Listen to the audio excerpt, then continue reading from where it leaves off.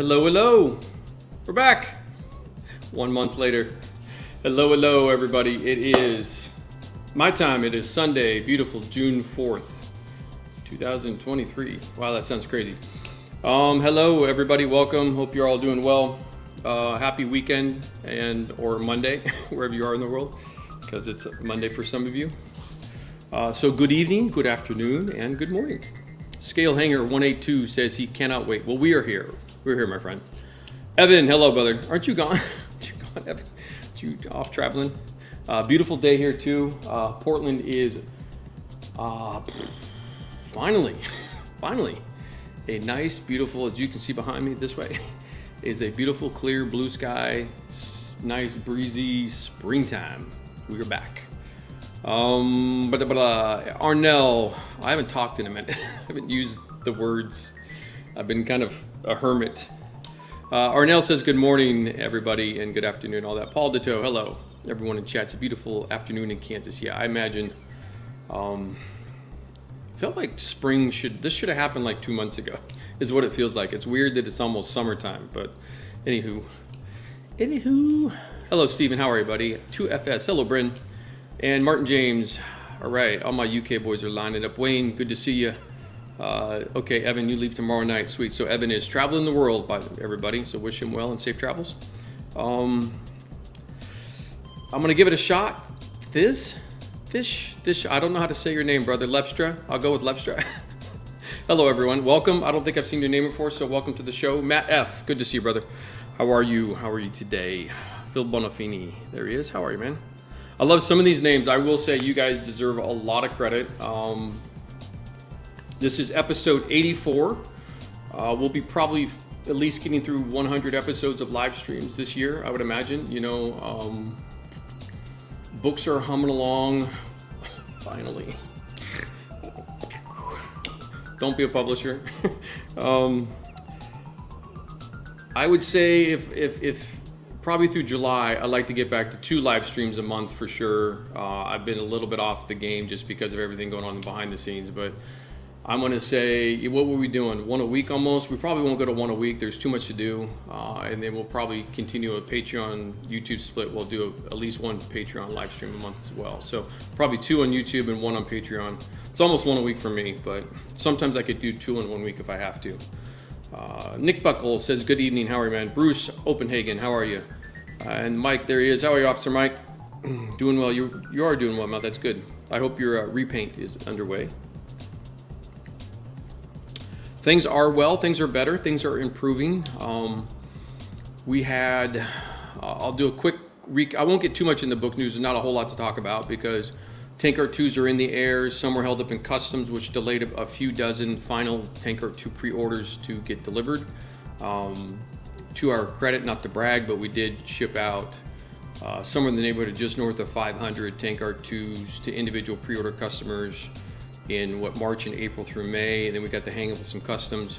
The printer there was 4 conversations going on between 2 UPS locations, Europe and the US, myself and my European agent, and the printer. So there was a lot of conversations, and the printer was gracious enough. They sent us a 6 parcel shipment of stuff to us. So we should get something pretty soon to wrap up Tank Art 2 pre-orders. Again, it's just a few dozen guys. And when that happens, just if you're listening, I'll pop you an email myself. I'll probably put a little note in the newsletter coming up, but I'll just make sure you guys know one-on-one.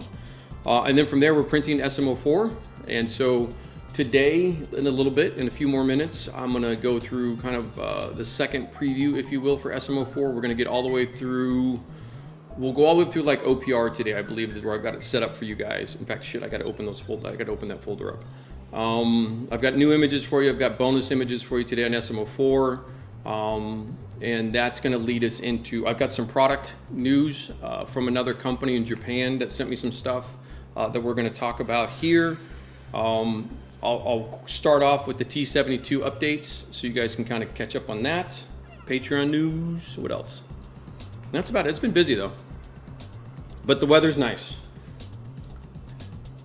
But what do we got? John Foisey, how are you? And let's see, Steven says, ready to get that in the groove and get in some SM04 and weathering for the coach. You got it. Yeah, I'm It just like, it's so weird. Like this is taking, I know it's taking forever. Like you don't have to tell me, you don't have to remind me, you don't have to yell at me. Nobody has to get pissed. Like I know. And I'm like, can I just get into the books, like the new stuff? And I keep having to stop and do some other stuff. So I am pretty excited about what is coming. You're going to have in probably through the later parts of June, heavily in July and August for sure. You're going to have SM04, Technique Guides 1 and 2, and then we'll be going over SM5 and 6 at that time period, probably pushing towards it. I'm about a month and a half where I thought I would be today. So that's not too bad, given the revised schedule and everything that happened last year and everything. But what I'd like to do is to really dive into the technique guides. Well, especially hairspray chipping, not as much, because it's pretty much, it's a down and dirty conversation, but the oil paint one is an art conversation mostly. And so I am excited for TGO2 in terms of getting that into your guys' hands and talking about it and walking through that book with you guys, because what'll happen is, not so much with the tank arts as much, but at least even SM1, 2, and 3, and then SM4 specifically, then Technique Guides 1 and 2, like you're gonna see everything for the last 3, 4 to 5 years of development on paper for you guys. And that's gonna be a big moment. So I'm looking forward to it. I'm kind of like, have to like, it's just, I have to keep holding back. I'm like, all right, this is awesome. Great, good job, Mike, way to go. But Joshua Murphy, hello buddy, how are you, sir? And Tommy McDaniel, good evening, right? You're way over there on the other side. And there's Robert, how are you, brother? Good to see you, Boston. Misty rain today. Oh, I'm sorry. Well, perfect day for RSB live stream in the hobby bench. That is true. It is true. It is tough to model build when it's the shit weather's like. I mean, it is just. We haven't had a perfect day. We don't get many in Portland in the last 6 to 8 months. It's been a long winter for us. Rollout Commander says hello. First time I've managed to see a live show in months. Yeah, it's been. Well, I've only been doing about one a month anyway, so you haven't missed a ton. Rollout. You're Switzerland, correct? If I remember. And then Brian, I see you, sir. Hello, hello. How are you doing, buddy? And then Sakaten. Good evening from another Swiss. Okay, sweet. And then Nero from Italy. Ciao, how are you? And then question, Martin says, on the new SM4, there are QR codes. Will these link to watch the videos on my computer instead of my phone? No, small screen on my phone. Yes, so, and I will walk through that. I think one of the layouts has a QR code, and we can walk through that today, Martin, no problem. I will walk you guys all the way through it. In fact, by the time the books arrive, no promises, it's gonna be a little bit of a cost issue if I can pull it off, is I wanna put a postcard in there on how to do the QR code thing. There'll be some instructions in the book, but like a standalone, because it's gonna be universal. And you can't expect the QR codes to be like an RSP thing, at least until everybody else wakes up to the fact that this is the greatest thing on planet Earth. And there you go. Not to brag. That sounded so asshole-y, right? What an asshole. Yeah, totally, I am. But what else? What else we got? Everybody good? Everybody well? Happy whatever. Yeah, it's a good day. And I've got the fan going right above my head. If that bothers anybody, I can zoom in and cut it out. Yeah, no problem, Martin. Mine is too. I'm on the, here, I did this, can you see guys? We're the 3.0s. If you didn't know how big those strongies are, these are the last glasses before you really switch to the optimizer. And I only saved the optimizer for like, I haven't really used it that much, but this works. I'm on the 3.0s for this kind of work. It's a rapid decline, isn't it? You're probably a few years old, I am, Martin, I think.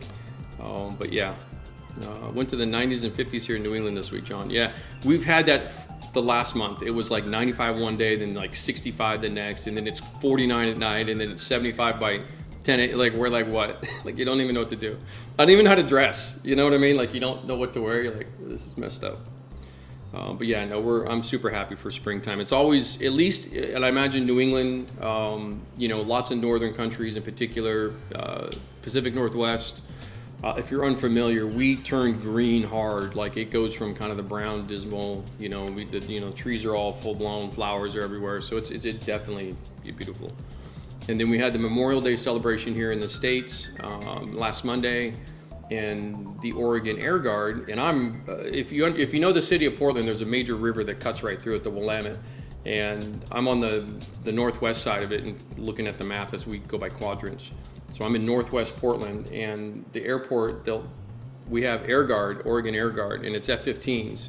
So it's an F-15 squadron. So a pair of them take off, and I can see them over there when they take off, and they loop all the way around the city, like this way, and they come screaming right overhead towards the river. They did a nice flyby for Memorial, which was pretty sweet, like 9:30, 10 in the morning. So I was kind of ready for it this time.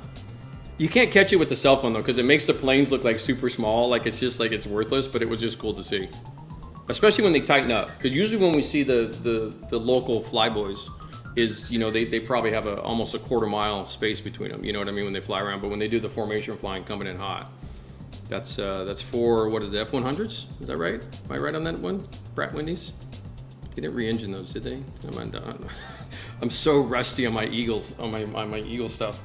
I used to, when I was a kid, if you guys don't know, when I was a kid, like in the 80s, you know, Top Gun comes out and it was all Navy this, but I was an Air Force guy.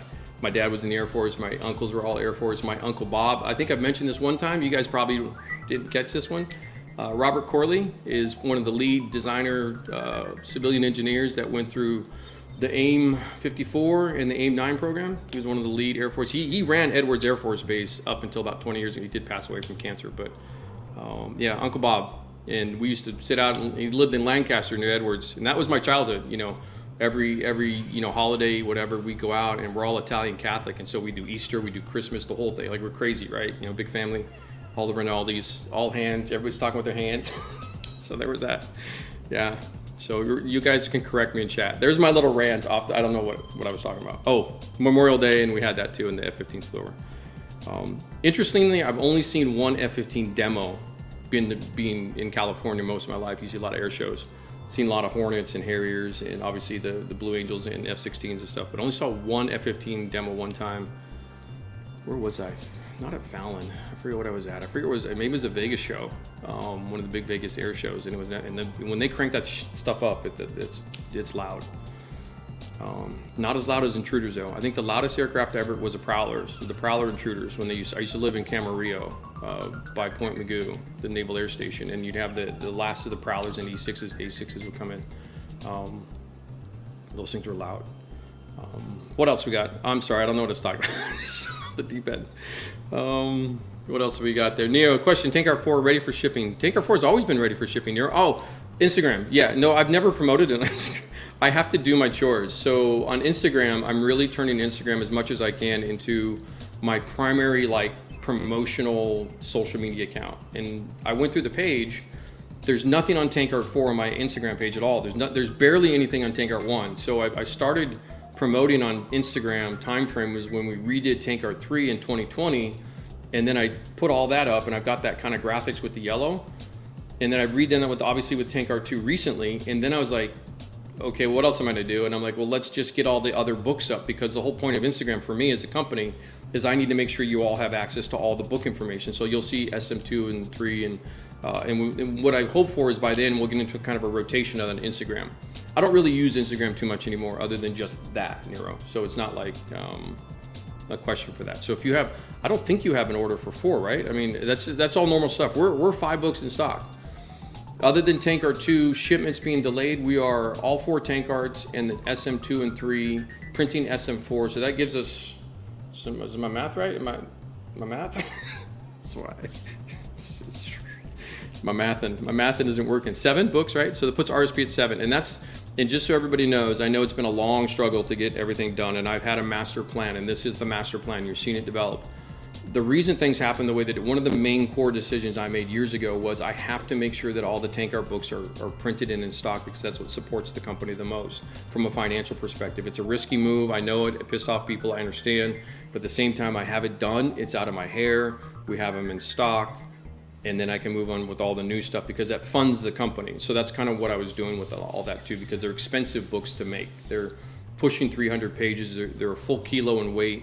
Logistics is a nightmare with them. So I'm actually really excited for the little shit coming up. Little books are cool. That's what we're doing. F-18s are loud, yeah, but C-130s too, because well, if you're up there, Dan, if you're working next to them, sure. Demo, F-15C, Air Guard, Fleet Week in San Francisco, yeah, pre-pandemic, yeah. Those were the last of the glory days of the real big air shows, right? Because I think even here for Fleet Week, we'll have Blue Angels come through as well. I think they go you guys first, or they split the crews and they do 2 at once, because we're not far in their world, you know, in terms of flying. So it was 92 days ago, and it's been day 50 in the hoodie day. New England weather, yep. Hello, and by the way, hello, Dan. Good to see you. Just received the new reprint of the Panzer Tracks Brummbär. A book, okay, yeah. I was gonna say, wait, what kit is that? Threw me. I was thinking the TriStar one for a second, Martin. Nice glossy paper, recommend. Yeah, Panzer Tracks are excellent.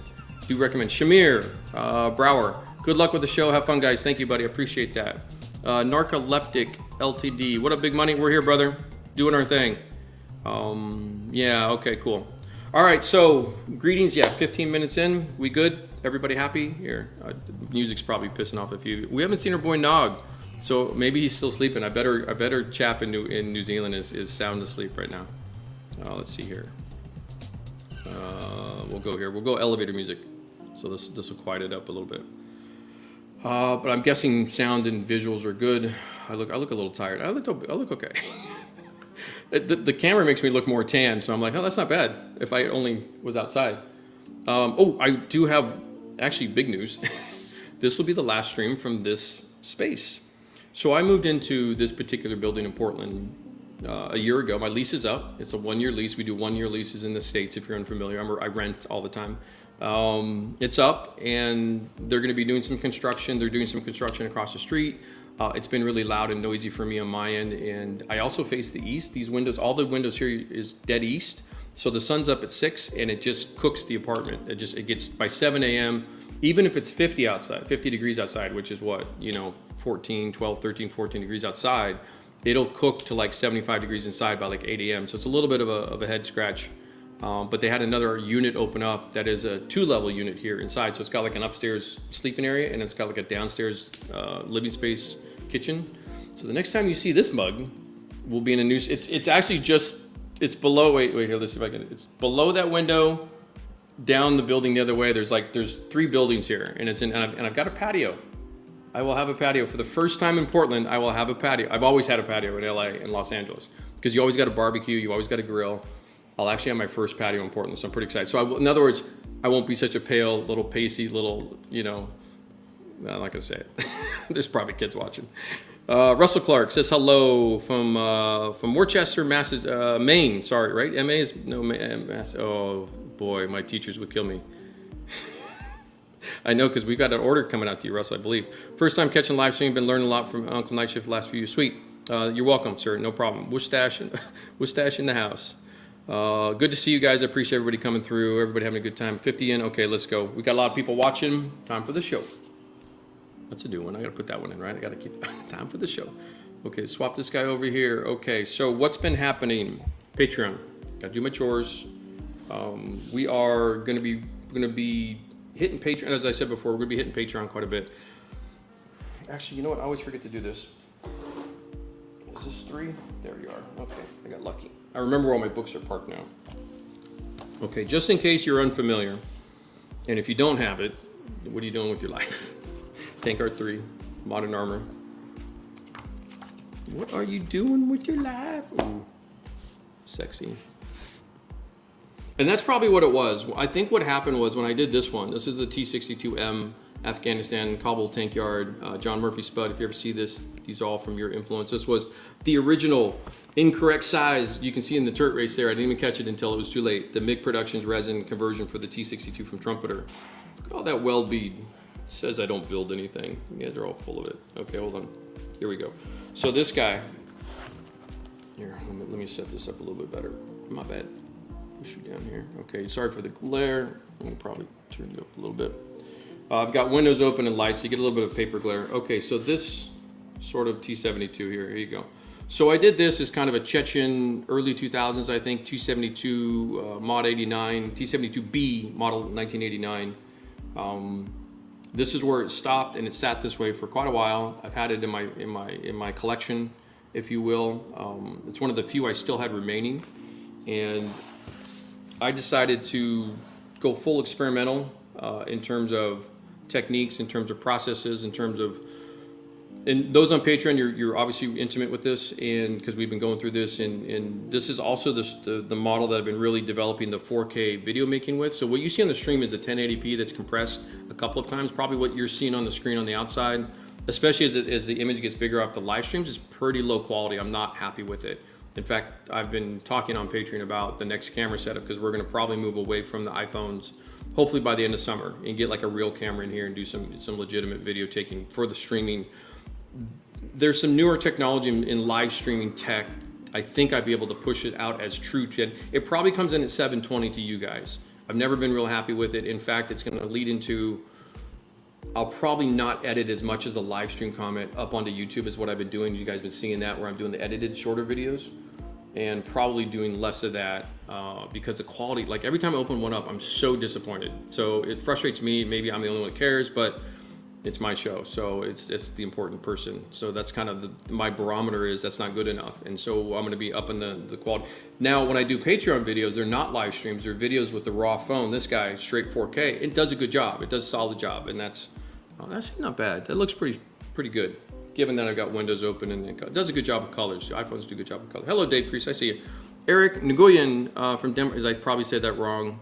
Nguyen, I had some Vietnamese friends growing up, and I know that name, but Nielsen, we'll call you Eric Nielsen. How are you, sir? Good to see you from Denmark. Fred, there he is. How are you, Fred? I see you, sir. That's my boyfriend. Fred's one of my coaching students. Fred's work is, ooh, you got to get on the coaching tier, boys. Got to get your schnitzel pipes. So anyway, refresh this guy, repainted into this guy. So straight, this will probably freak some of you guys out that listen to this, swinging through. If you've never seen this before, this was a Vallejo paint job, and I just sprayed neat, nothing. It's a no varnish zone. It's like a no-fly zone. There's no varnishes here. We don't use varnishes at RSP. Straight mission models, went to town on. I left a couple original OG areas, which would be the front driver compartment was kind of left OG. The commander hatch up here was left kind of in the original colors. Most of the barrel is in the original colors. This side stowage bin is still sort of original, and this back hatch here used to be, and it's kind of, there's a little bit of original color. The rest of it is all lightly oversprayed, and then we're going through a process where what I wanted to do was take the tank you saw in the book in TankArt 3 and then age it like 20 years in one of the Russian tank depots. That conversation, and then using the references and stuff like that. So, and we're now heavily into the rusting, the oxidized. I'm pushing my dust oxidation, like the calcified look of the really dry look. I'm trying to push that look a little bit past the references. So we're doing a lot of that. We've been doing all the rusting. And I've got videos on how I did all the rusting, kind of going back to old school acrylic glazes with that, and then how I'm doing kind of the oil paints for the aluminum bits, and kind of the, let's see here, let's see, you can't see it. It's hiding under there. This little spot here turned out pretty nice. Let's see if I can get that off there. Let's see if I can hold on here. Probably get a good shot of this guy. That's not too bad. So I posted the video up yesterday on Patreon of how I kind of did all this diffused, kind of almost watercolor look, and we should talk a little bit about that more, maybe not today as much. So when you guys remember, remind me. I forgot, well, I kind of forget half the stuff I've learned. Back at Art Center, when I was doing my design training, they run you down curriculum courses of art, and you have a choice. Most of it was gouache. In the days before Photoshop, I went to an art school right as Adobe Photoshop became a thing and the switch happened, Illustrator became a thing. So this is the mid-90s, and we were still doing a ton of handwork, vellum renderings, all for car design, industrial design, graphic design, product design. And so you have a choice when you're a younger student, well, what medium do you want to perfect? Most car designers went gouache at the time, and or vellum, but in terms of the paint mediums, you had gouache, oil paint, and watercolor. I always liked watercolor because I read Road and Track growing up as a kid, and those of you probably in the States at least familiar with Road and Track always ran a ton of watercolor paintings with their illustrators inside the magazine. In fact, I kept a lot of those old issues from the 80s and 90s. Ken Watterson, I think is his name. So anyway, I realized when I was filming this that a lot of this is a watercolor technique, and basically what I'm saying is it's a wet on wet application. If you understand wet on wet applications, I should talk about that a little bit more. I should bring that up. So remind me and I'll get into it. Maybe not today, but in the future. So anyway, and then we've got some other stuff. I just have to finish up a little bit of the chassis rust a little bit. So on T72s, these are aluminum wheels with center hubs in steel and axles in steel. So I got to do a little bit more rust adjustment, so on and so forth. But that's, yeah, having fun. Doing a whole bunch of rust. But that really popped bright orange now that it's dried a couple days. You can see that. It's way more orange than I remember it being. I was also filming at night, and it's also bright daytime, so you get to see it in the colors. But all this rusting here is kind of taking the live color sets and doing glazes with them and stuff like this. It's all over my Patreon. That searchlight's always lit. Tris, wherever you are, it's looking good, brother. I forget, I don't know if Tim Offenbecker's coming through. But anyway, T72, I think if this is a 7th or 8th video tutorial is posted up on Patreon. I've walked through the whole thing all the way from start to finish, and I know Night Shift's name came up, Russell. So the thing, like if you're looking at both of us, because, you know, kind of for techniques and skills and stuff, one of the things is he's much more package project conversation. I'm more concerned about teaching you and showing you all the nuanced steps in between a little bit more. Simply because I have to package project. My stuff for packaging goes into the books. So we're different people because we have different professional outcomes. So if you're looking at between the two of us, between Martin and myself, that's kind of where you see the positioning here. And so when you see these videos, they're done differently, mostly to teach you kind of the brush work, the color work, the thinning, the opacity versus transparency, a wet on wet, a dry application, you know, pigments and all that stuff, you know, how to do all the pigment work and stuff like that. So this thing looks really, my favorite of this series of vehicles, they always look really, really cool down low. Somebody's texting me. I love getting weekend text when I'm streaming. It comes up on my phone when I'm looking at it. But anyway, this looks real. I like all the different colors. This is a couple of the tanks in the depots had like neon corners with like spray paint to like mark them out or something like that. So it's more of a neon. So I really pushed the colors on this. A little bit out of my comfort zone on purpose. And I think that's something we're going to talk about a little bit later today with the subject of today's stream. So put you over there. Put you back in the drawer. Okay. Any questions? So if you have a question, please put the word question in front of you. Hello, Jeffrey. How are you, sir? Jeff Longman. Good to see you. I am trying, my friend. Trust me, Jeff. I am trying to figure out that window of when to really pull the Zaku 2 leg back up. And it's on my mind quite a bit. I didn't mention it in the last Patreon. If you remember the big Zaku 2, Jeff's part of that program in the chat there. And then he's a big part of that. So it is something on my mind, like when to start hitting that home. And I might have some additional diorama bits coming in from a 3D printer, a company overseas that wants to do stuff with RSP a little bit more. And they have a few things like cranes and scaffolding and stuff like this that could really be part of the background of the diorama a little bit to go with the mini art. But we'll loop back around to the Zaku 2 stuff, 35th scale mecha diorama conversation. So. But these guys, I don't know if you guys are familiar with them. This is Japanese, my friend Asunarow. So we did a swap of products, which is not uncommon in the business. There's a lot of small companies do that. I sent him some books. He sent me some of his goodies. So it's kind of a nice. Russ Clark's Massachusetts. No, because I always do that when you're writing your envelopes in the States and you're like, is it ME? Like what effing state is ME? Is that not Maine? And it is, but then MA is Massachusetts, but then you're like, wait, MA? Because I thought MS, but that's Mississippi. Like I hate the whole codes. It's my brain. I think it's dyslexic as you get older. I used to be smart. I was, Russ. I love your painting style scale model kit review. Thank you, sir. And I have a long time getting caught up with all your videos. Yes, you too. If you don't know, it's 84 streams at 3 hours average. So do the math. We're not doing the math. SM01. SM01 is planned. It's on the website, Stephen, at Scale Model Kit Review. As soon as SM5 and 6 go to the printer, we're going to throw in the files for SM01 and we're going to reprint SM01. So that's on the website. So you can grab it again. It is coming. It is planned. That puts us RSP to full 12 books when that point happens, which is going to be an occasion I'm going to celebrate for sure. A few whiskeys going down that night. Doug Ziegler says, showed up like you are, sir, from North Carolina. Welcome. Joseph Murphy. I have a model that I have put, I'm guessing decals continue. There you go. Okay, I see it down there. John Foisey, Officer Mike, too busy sending me IG reel. Yeah, dude, all day long with Officer Mike. All day long, Officer Mike. I don't know how you even get work done. If your commander calls me up, Officer Mike, I love you, but I'm gonna throw you under the bus. That bitch is on Instagram all day long. Yeah, no. I'm kidding. I would never do something like that to you, Mike. Petter Ekendal. Good evening from Sweden. Skål. I've been this is so cliche, sorry. I've been rewatching Vikings season 1 through 6 again on the background while I've been working lately, and it's just I got to go visit Scandinavia. I got to get back over. I think the last visit was to Finland in 2013. I did Norway. I've still not I've passed through Sweden. I've not stopped and enjoyed your country. It's on my bucket list. So, and I've got a couple of my coaching guys are from Sweden. Doing really good. Tris, there he is. I see you, sir. Thank you. I hope you enjoyed the T72 preview teaser there. Joseph Murphy says, decals are on and need to level them out. Do you gloss coat then matte before doing OPR, or just matte coat? Just straight up matte. So I'll probably, I've reconciled to the conversation in here. I'll probably have to do a varnish decal stream video sometime in the near future to clarify everything, and eventually probably have to just write like a 10-page book on what's like, it'll be like technique guide 10, it'll be like 4 pages. Don't use, no, I'm kidding, I'm joking, totally joking.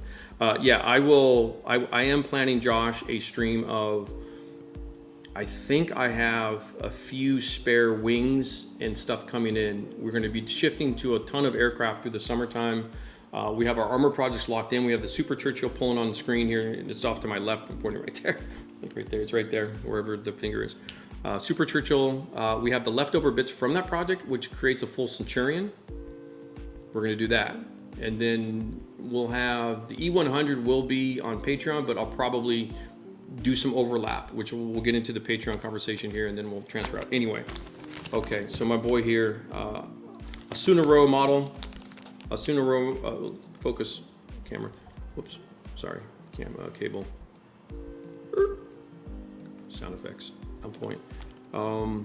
Check them out. It's in the conversation of the laser cut wood holders. I haven't put them together. I got them in the mail. I've been late getting to this one. He sent me most of the goodies that he has, or at least armor related goodies. He has a bunch for aircraft, and he's introduced a new one for shipbuilding and stuff like this. It's part of that conversation. But I'm just a big fan of kind of how the Japanese do things. I just really am. I've always been that way. It's just kind of my culture in terms of my youth and growing up with stuff. So every time I see him, I follow him on Instagram. You can check him out, but he's got these holders. Super clever. He's got extension parts, elevation unit, and I love this. Like, how do I get this packaging? I'm so jealous, so super jealous. Really, really slick, really cool. Love the graphics. He's got a couple variations of these stands. I have the octopus. We'll look at the octopus again today when we pull the SM04 over here in a second. I'll speed up. I know I'm like a little sidetracked. I haven't seen you guys in a while. I haven't talked in a minute, so I'm gonna get a little chatty. So we got that. These are great. You'll be seeing them in the streams coming up for sure, and in the videos. I gotta bust these out. He's got a whole bunch of this kind of stuff, and he's got like a million different sizes, shapes, styles, brush holders, cup holders. He sent me this one, which is cool. One thing I like about some of his stuff, it's all really clever. You've got a horizontal storage, and then you can rotate it, so you can go vertical if you'd rather do that. So it's really nice. It's all the laser cut wood stuff. And then specifically, I did ask him, I said, I want this one really bad, because I notice when I do aircraft, I do it a little bit different than most guys out there.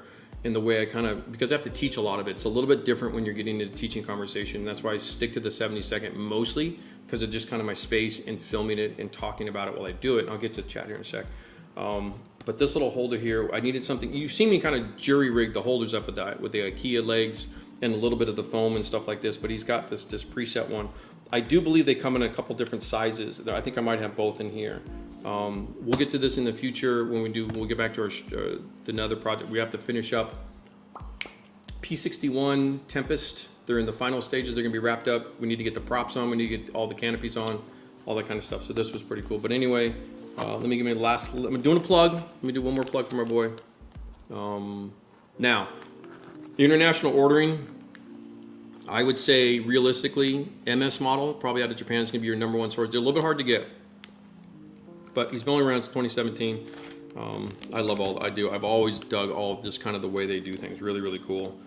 It's all got English translations and stuff. Prices, so 3,100 yen, 25 bucks. You know, relatively good prices. You're gonna pay a little bit for shipping, but they're lightweight. It's not too bad.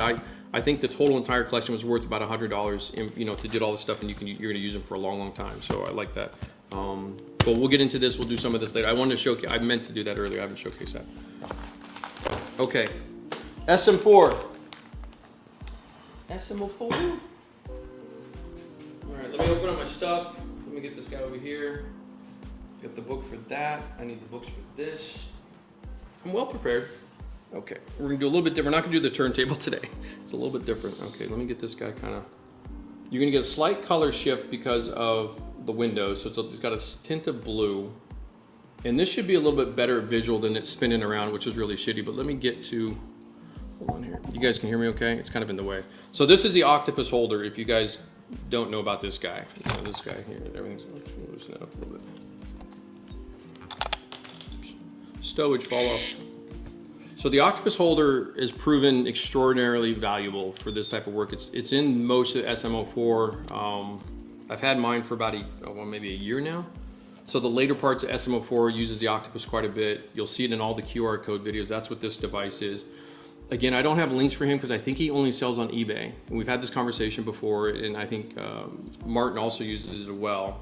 I bought mine. I think it was about, it's a good price at like $60 US, but shipping was like 30, so it was almost $90 for this. But it's well made and all that kind of good stuff. It's a good thing. It's got the foam pads, which I love because it doesn't destroy or hurt the model, but it's also grippy, so it doesn't move around when you do kind of these. Because I do a lot of this kind of angle stuff, you know, when you're doing that kind of work, and then you just have the knobs down below to tighten out. All these knobs are adjustable, and you tighten them up as you go.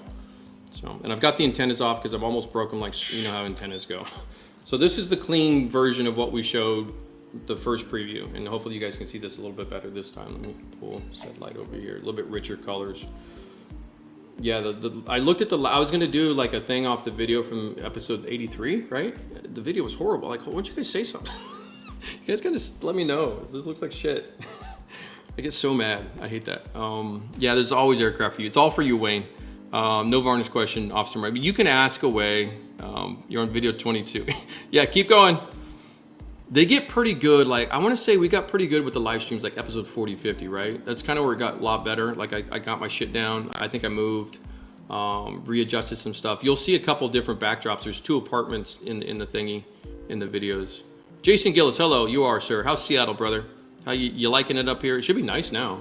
Long winter. Ivar had the same disability problem. I'm truly inspired. Nero. What it was? Hold on. What did I miss? I missed something else. Did I miss everybody? Doug Ziegler showed up that you are here. I see you, brother. I saw everybody said hello. Dan said something I haven't got down yet. I need to get back and watch the rusting videos. Okay, yeah, those are up on the technique. So the technique stuff, when you go to Patreon, all the technique series, the T72 stuff is in the varsity tier if you want to know where that's at.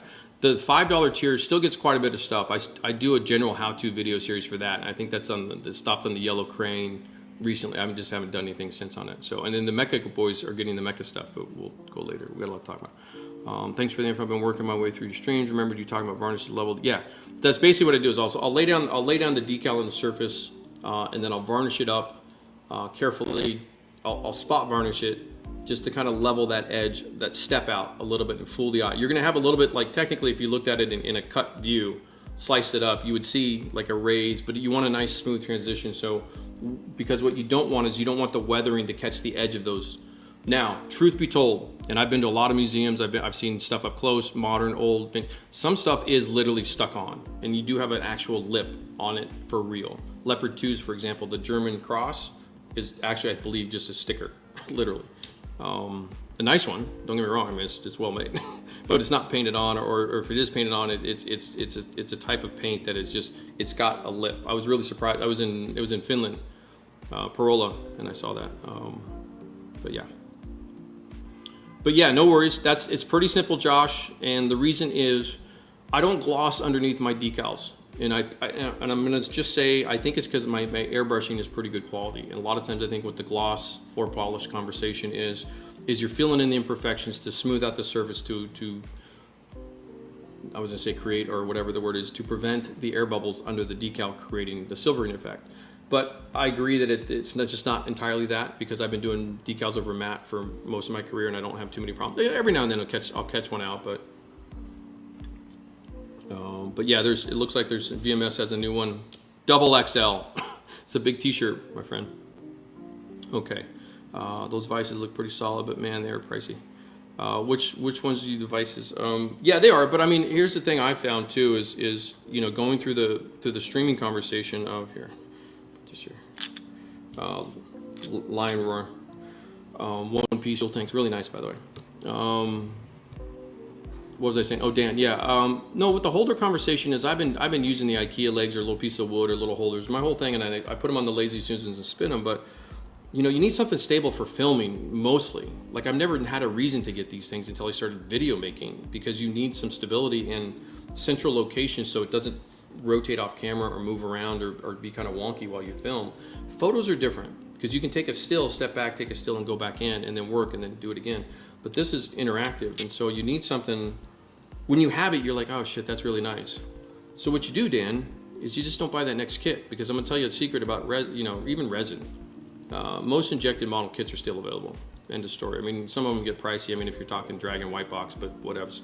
I mean, that's one of a billion, right? I mean, plastic models are plastic models. They're around. Bandai, no matter who. So that's not a big deal. Even if they get reprinted, every single thing. Like, what's the one I want right now? I do want a Stormbringer, the P Bandai one, but there's another one that I know I'm just kind of waiting. I think it's the Full Armor RX-70 Thunderbolt Vertical. Keeps coming and going, keeps coming and going. And the XS Gundam is the one that's top of my list of what I really want to get. And you go to Scalpers and they're $500, but that's a $90 to $120 kit when it gets reprinted. I'm just gonna wait because it's gonna come on back, and I put that money into this guy. That's what I do. So that's how you do that. Question, Paul, are you gonna reprint SM102 new edition?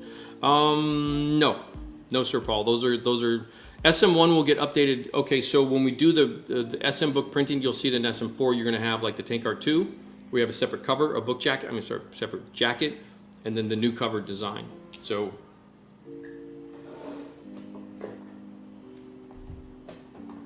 SM4, the guy in front of you here, will look like this, but smaller. And then it'll have the book jacket.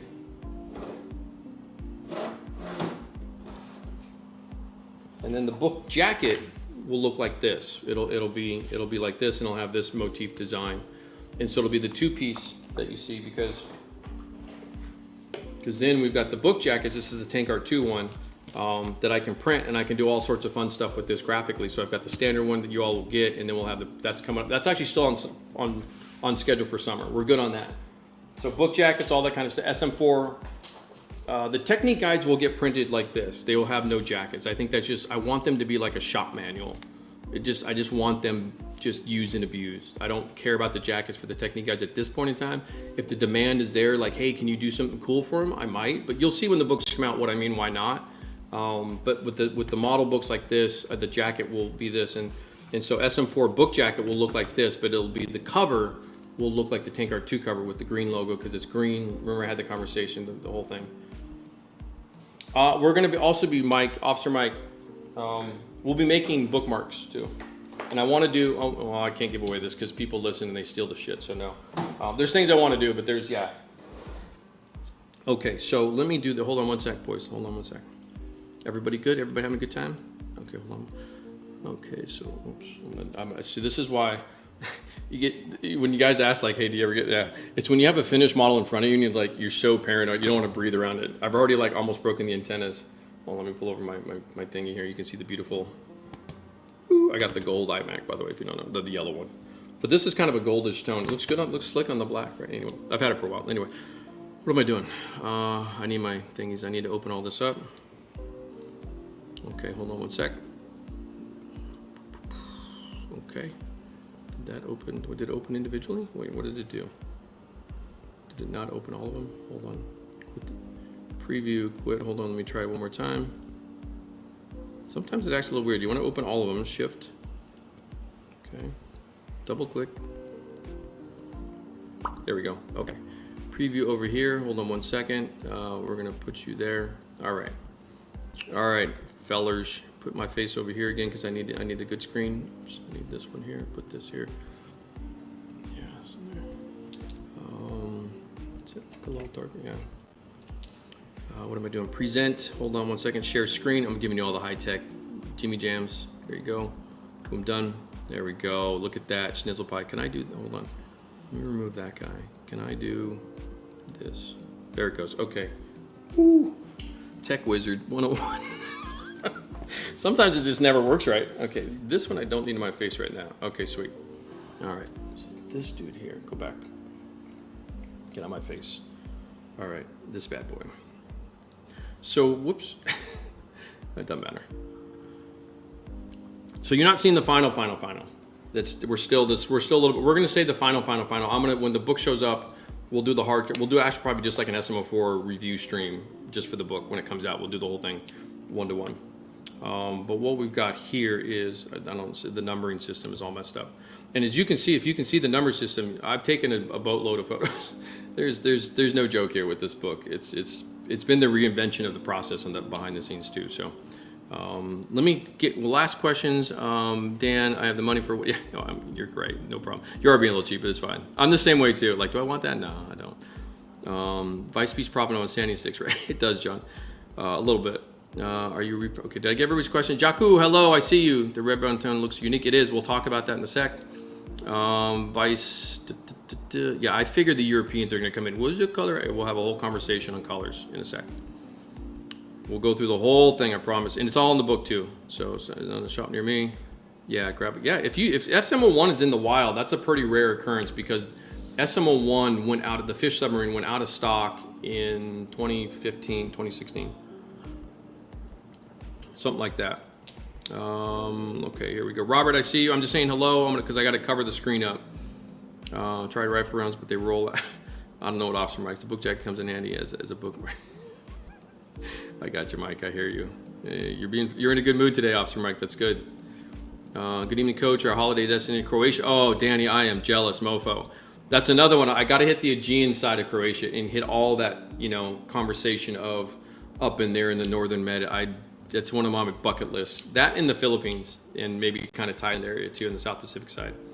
Okay, did I say hello to everybody? I just want to be nice. I want to be polite. We're in a good mood today, so let's get going. Okay, so the conversation here in terms of what you're going to read about in the books, and we'll pull the model over here. Just make sure, swear God, I don't knock that off the table. When I sat down with this project years ago, obviously it's been in progress on and off for a long, long time, and it ramped up about 2 years ago in conversations with what I've been going through as a company, like you guys are probably familiar and all that kind of stuff. The Brummbär to me represents a few things as a production item for a publisher such as Rinaldi Studio Press. I mean, you guys are here for the teachings and the learnings. But at the same time, you're also here for the model building quality. This is, in my opinion, I've had this conversation. Windows are open. You guys know the story. I'm surprised we haven't had an ambulance roll through yet. It's usually what happens. It's a pretty quiet Sunday. But the point of it is, when I went back through all my stuff, my catalog of work, the last final armor piece I officially produced, published-wise, was the Gorilla in KINGART 4. And that followed on the heels of the Nashorn.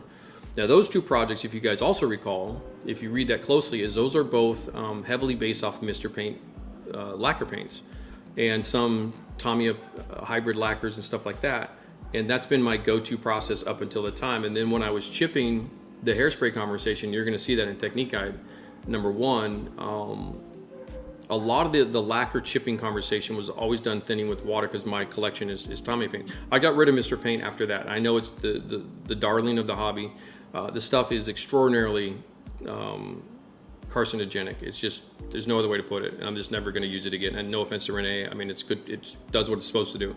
But you have to have the equipment to do it, and I don't. And I'm not going to get into it. So I switched in 2017, 2018-ish. And there's a reason for the combo, so hang in there. As you should know, it's a how and a why of everything that I do. And I'm a Virgo. I analyze the whole everything. I'm the curse, right? So what happened was, I went through the Sotheby and SM03 and the robots, and then we, went through the transition of the company where we were just getting our butt kicked, and that whole conversation, and kicking off all the scheduled stuff for the pre-orders and all the books that we put out, or we're going to put out, and all that kind of conversation. So I knew when I got to this work here, it had a certain weight for me in terms of what I want to do. First off, it's all water-based, so it's the mission models conversation. It's the follow-on to SM03 in terms of the standard process, and it's going to lead into today's conversation. In fact, the final layout we'll talk about today is the roadmap of weathering and what this is. The purpose of SM04, its main purpose is to showcase from 0 to 100 a fundamental path that you can follow and apply to almost anything to create whatever look you're trying to. It doesn't matter if it's armor. I'm talking every single project out there, and it doesn't matter if it's chipped or not chipped or any of that conversation. It can be aircraft, sci-fi, rail, all that stuff, and of course, obviously armor. And maybe not as much chipping for, say, allied stuff because the way it was painted and stuff like that, but that was kind of what I was going through to get up to this. So I also look at the catalog of the body work I do. When I do the books for you guys, The only outside of if I take the winter Stugs out of the conversation, I try really hard to provide unique presentations for everything. You know, so the Tiger 2 in Tankard 4 is Zimmerit, Ardennes. The Panther is kind of Hungary, whitewash, heavy whitewash. The Tiger 1 is early Barbarossa pre-winter. You know, the 251 half track, which is kind of 45 abandoned post-war captured. 1946 time frame, that's kind of when that was, and that's based off photos. And then when you get into modern, you've got the Carnarvon, you've got the T62, you've got the T72 pre, 20, that whole I just talked about. You've got the AMX 30, which is kind of a NATO, but there's themes and there's trends. Part of it is because sometimes I have to push the envelope to get more teachable material out, if that makes sense too, because I am here to express that versus say, the D9 dozer is a competition piece. So this is showcasing you how I did that. So there's a little bit of variety of that, but the D9 dozer is its own, kind of US military version of sand camo. Then you have the British version of kind of the 50 sand camo with the Carnarvon and how that looked. Over to Tankard 2, you've got the Churchill, you've got the Firefly, which is, a totally different look. And then I had to balance that with the Pershing, which are kind of similar pieces, and how do I do that? And then you got the KB1 at the end, and that actually turned into I love winter, of course, and so is this. This actually has a bit of winter to it, and just a different way I approached it. And so the way I approached this particular one, the Brummbär, and I just say Brummbär in the States, Brummbär, whatever you want to say. When I sat down with this, it was the color theory conversation, it was production values in 1945, the Allied bombing campaigns, raw supply materials in terms of pigments, ochres, things that they can make their Dunkelgelbs with, the Germans. And so what I went with was one of my philosophies in terms of World War II, and whether it's true or not, it doesn't even matter to me anymore. Dunkelgelb goes through of all the colors we deal with in terms of major military colors over time, Dunkelgelb's the one that changes the most. In terms of like what we see from a baseline to what we see later on in its usage. Olive drabs change in terms of formulas because the military, US military was changing stuff, and in terms of, a scenario of color, what it's doing, it was never the same at the end as it was in the beginning. And so that's the hand I played with the Dunkelgelb here, is to put in the reasons why I thought that happened. And I believe that's because I think the pigment supply kind of goes down and you're stretching your paint supplies out as you're trying to mass produce all, because this, if you know this story, the Sturmpanzers, this was one of Hitler's babies. He really loved these things, the Sturm Tiger, Sturmpanzer 4, which is what this is. And that conversation was an important piece to them. So they were ramping this up in a short amount of time. It crosses over the Zimmerit conversation, which I've already done a Zimmerit model, so I didn't feel like, I felt like if I Zimmerited this one, it would have been too much of basically getting back into what the Tiger 2 was. It's a 3-tone camo with Zimmerit. What do I do with it? So I pushed it past, and that's the decisions I'm making. So what you're seeing is a really light pale Dunkelgelb with a faded whitewash, and then when you do that, you see it every time it happens here on the bench. If the factory sends it out into Dunkelgelb, into the units, and the units themselves have cans of red and green, basically, we're going to use red and green as the names, whatever they are, RALs, whatever they're doing. I use Reseda green, and then I just use a tinted version of red brown camo. When you spray that with an airbrush over a pale color like this, the color changes, which is why you get the changes in greens and browns on the German stuff. And if it's a factory spray job, the opacity, the pigment goes up.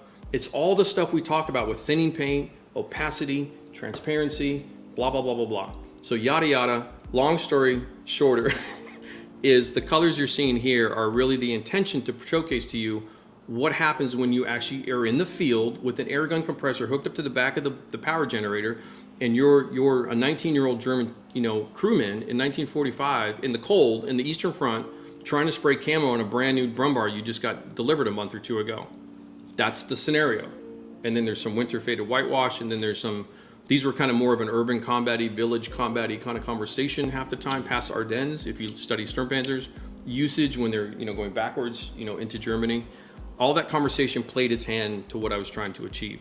And then you're seeing some fresher patches of Dunkelgelb, and then I played a lot of color tone shifts through that colorway, a replacement Dunkelgelb here, and then you've got the shirts and rail here, so and you got the wheels with kind of faded whites and all that, et cetera, et cetera. So the book, that's why the book is now, by the way, if I didn't tell you, it's now 176 pages long, because I threw some more stuff in. So this is it against the white. I actually, so again, And I'll get to, I can't see the chat right now, so I'll get to you guys in a sec. So put your word question or whatever up, and I'll kick out and check you in a sec. When I'm doing this, you know, as kind of the base, and I'm only showing a bit on purpose. I'm manipulating you, by the way, if you don't know that. I'm all like, I'm the mastermind dude. What's that one? Is it Mastermind? Is that the cartoon guy, the anime guy? I'm controlling the narrative. There you go. That's the modern interpretation. What's happening though is, as I go through this process of demonstrating it, because you have to understand now there's still photography to do this. There's now, I did the math, and this, I think I got my math right. It was about 60 video sessions. And I chopped those and edited those down. I think there's 12 in the book, plus you'll see some promo videos as well. I'll do some kind of additional promo videos for this. And we'll get to the QR code second and how to use that, Martin, in a second. I'll show you here in a sec. Because you can do it on screen with this when it comes up. But really what I was trying to do was to kind of bring all this effort of that story of 1945, and then all the efforts of RSP, Michael Rinaldi, from the last 15 years prior to what I was trying to achieve with the grill. If you go back and read TankArt 4, what was the goal of, and also the Nashorn, because they are compilation pieces, the two of them, they were kind of bookend together. Two of my favorites, and I know a lot of you in particular really like the grill. I actually like the Nashorn more. It's such a sexy thing with the wide tracks and the long barrel, and the disc camo. Well, that was the other thing. So a lot of Stern Panthers came with disc camo. Ambush camo was the thing. I've already done a disc camo. And then I didn't want to do the hard edge because I've already done the hard edge with the grill. So I was kind of like, okay, now what do I do? So there you go. That's the reason why the color is the color, by the way, my friend Jaco, if you're listening, taking notes. But that's how I play that up. You know, you're seeing here kind of you'll see in the nuances between a Dunkelgelb and a whitewash and the fade, and then the kind of the more truer colors of Dunkelgelbs, and then the rusting, because I've tried to rust up more of the sheet metal parts, and there's way less chipping in terms of that type of conversation from previous looks into this looks. And probably the main thing that's going to strike you guys is that, okay, we'll look at this wheel here. You guys do this everywhere. The hobby does this everywhere, this dark panel line wash. It's literally like the last thing I do now. And we'll talk about that a little bit more too, in terms of breaking away from the conversations about starting weathering with a dark pin wash. And I'm guilty. Hey, don't, you know, Rinaldi did that for a while, but so then getting into the conversation of OPR, and we're gonna walk this through on the Churchill, the second half of the show here. I got about 50, I'll do about 10 more minutes on this, 10, 15 minutes on this, take questions, and then we'll shift over to the Churchill and we'll show you this on the Churchill. Because we did the dry brushing stage on the Churchill, and then we're gonna go to OPR stage, and then the roadmap of weathering of what I'm trying to do with priming, painting, chipping. We don't need a marking conversations, but and then we'll do that, because marking's just going to the painting. You just slide them in there, you know, whether you do mass or whatever.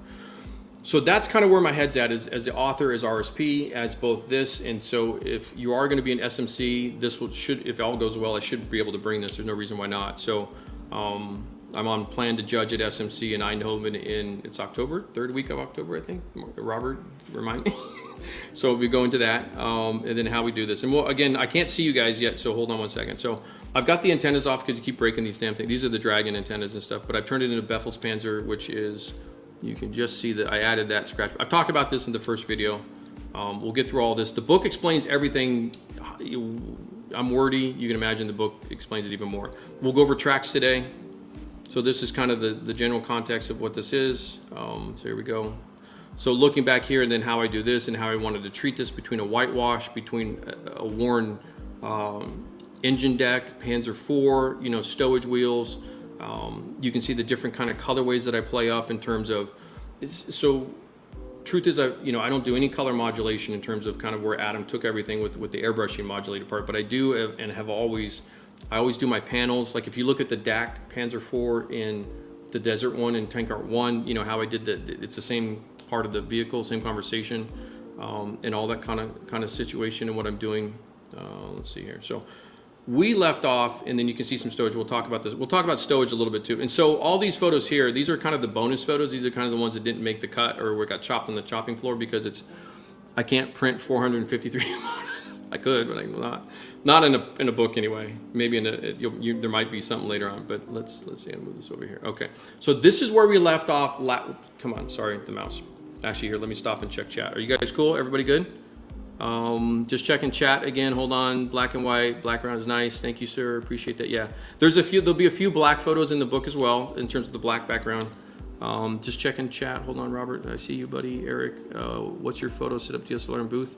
No booth, Eric. There's Eric Nielsen. There is, boys, correct me. I think it's episode 32. There's a live stream, Eric, on my setup, on my photography. So click the live tab on YouTube later on, and then scroll back down. I think it's episode 32 or 42, something like that. I did a photography stream. It shows you everything I use. It's an old Nikon with the 40 mil, and I use the lamp that you see here as my light, which is also what I video with. So sometimes guys get a little pissy with that because it's not quite as perfect, but for video making.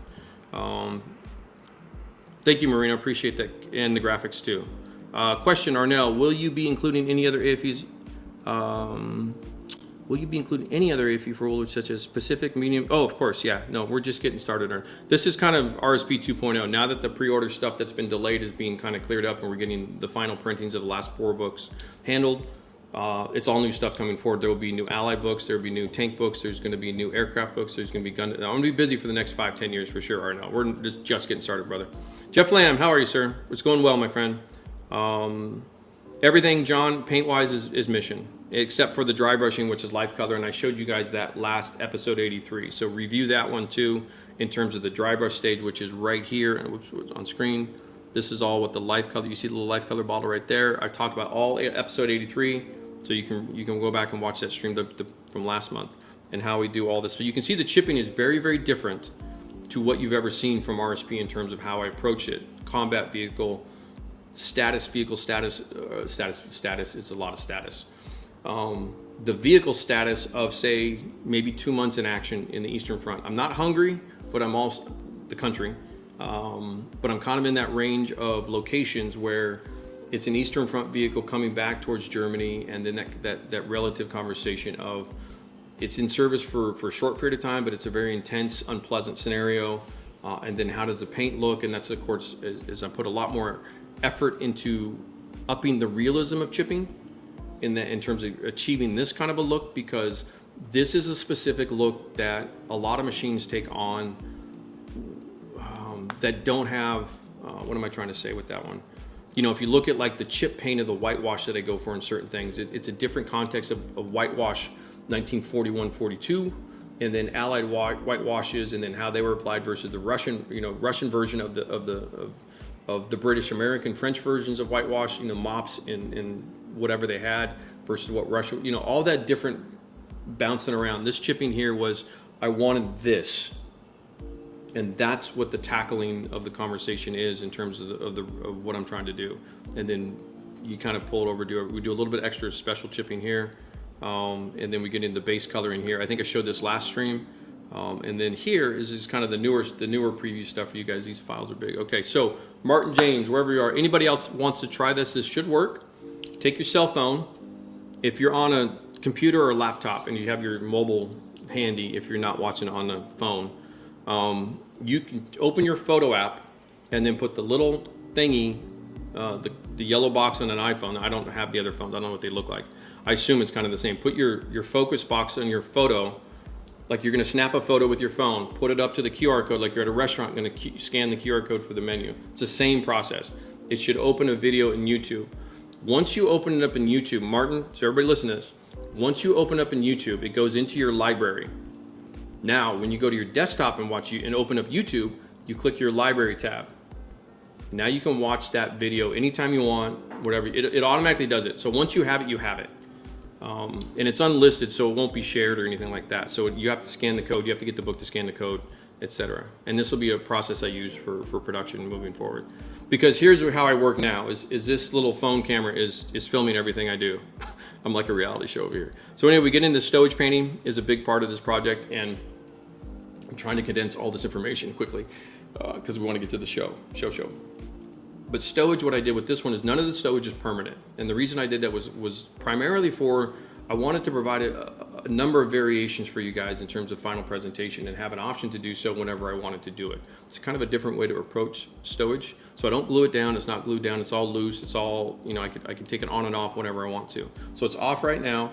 When we do most of it's off. When we do the final, I'll show you how I load the stowage up and how I tie it down with the ropes and the strings and all that. So we'll get into that when we do the final thing. So I'm approaching this book very differently. If you haven't paid it, if that hasn't clicked, this is a very different approach to how I talk to you guys about the books.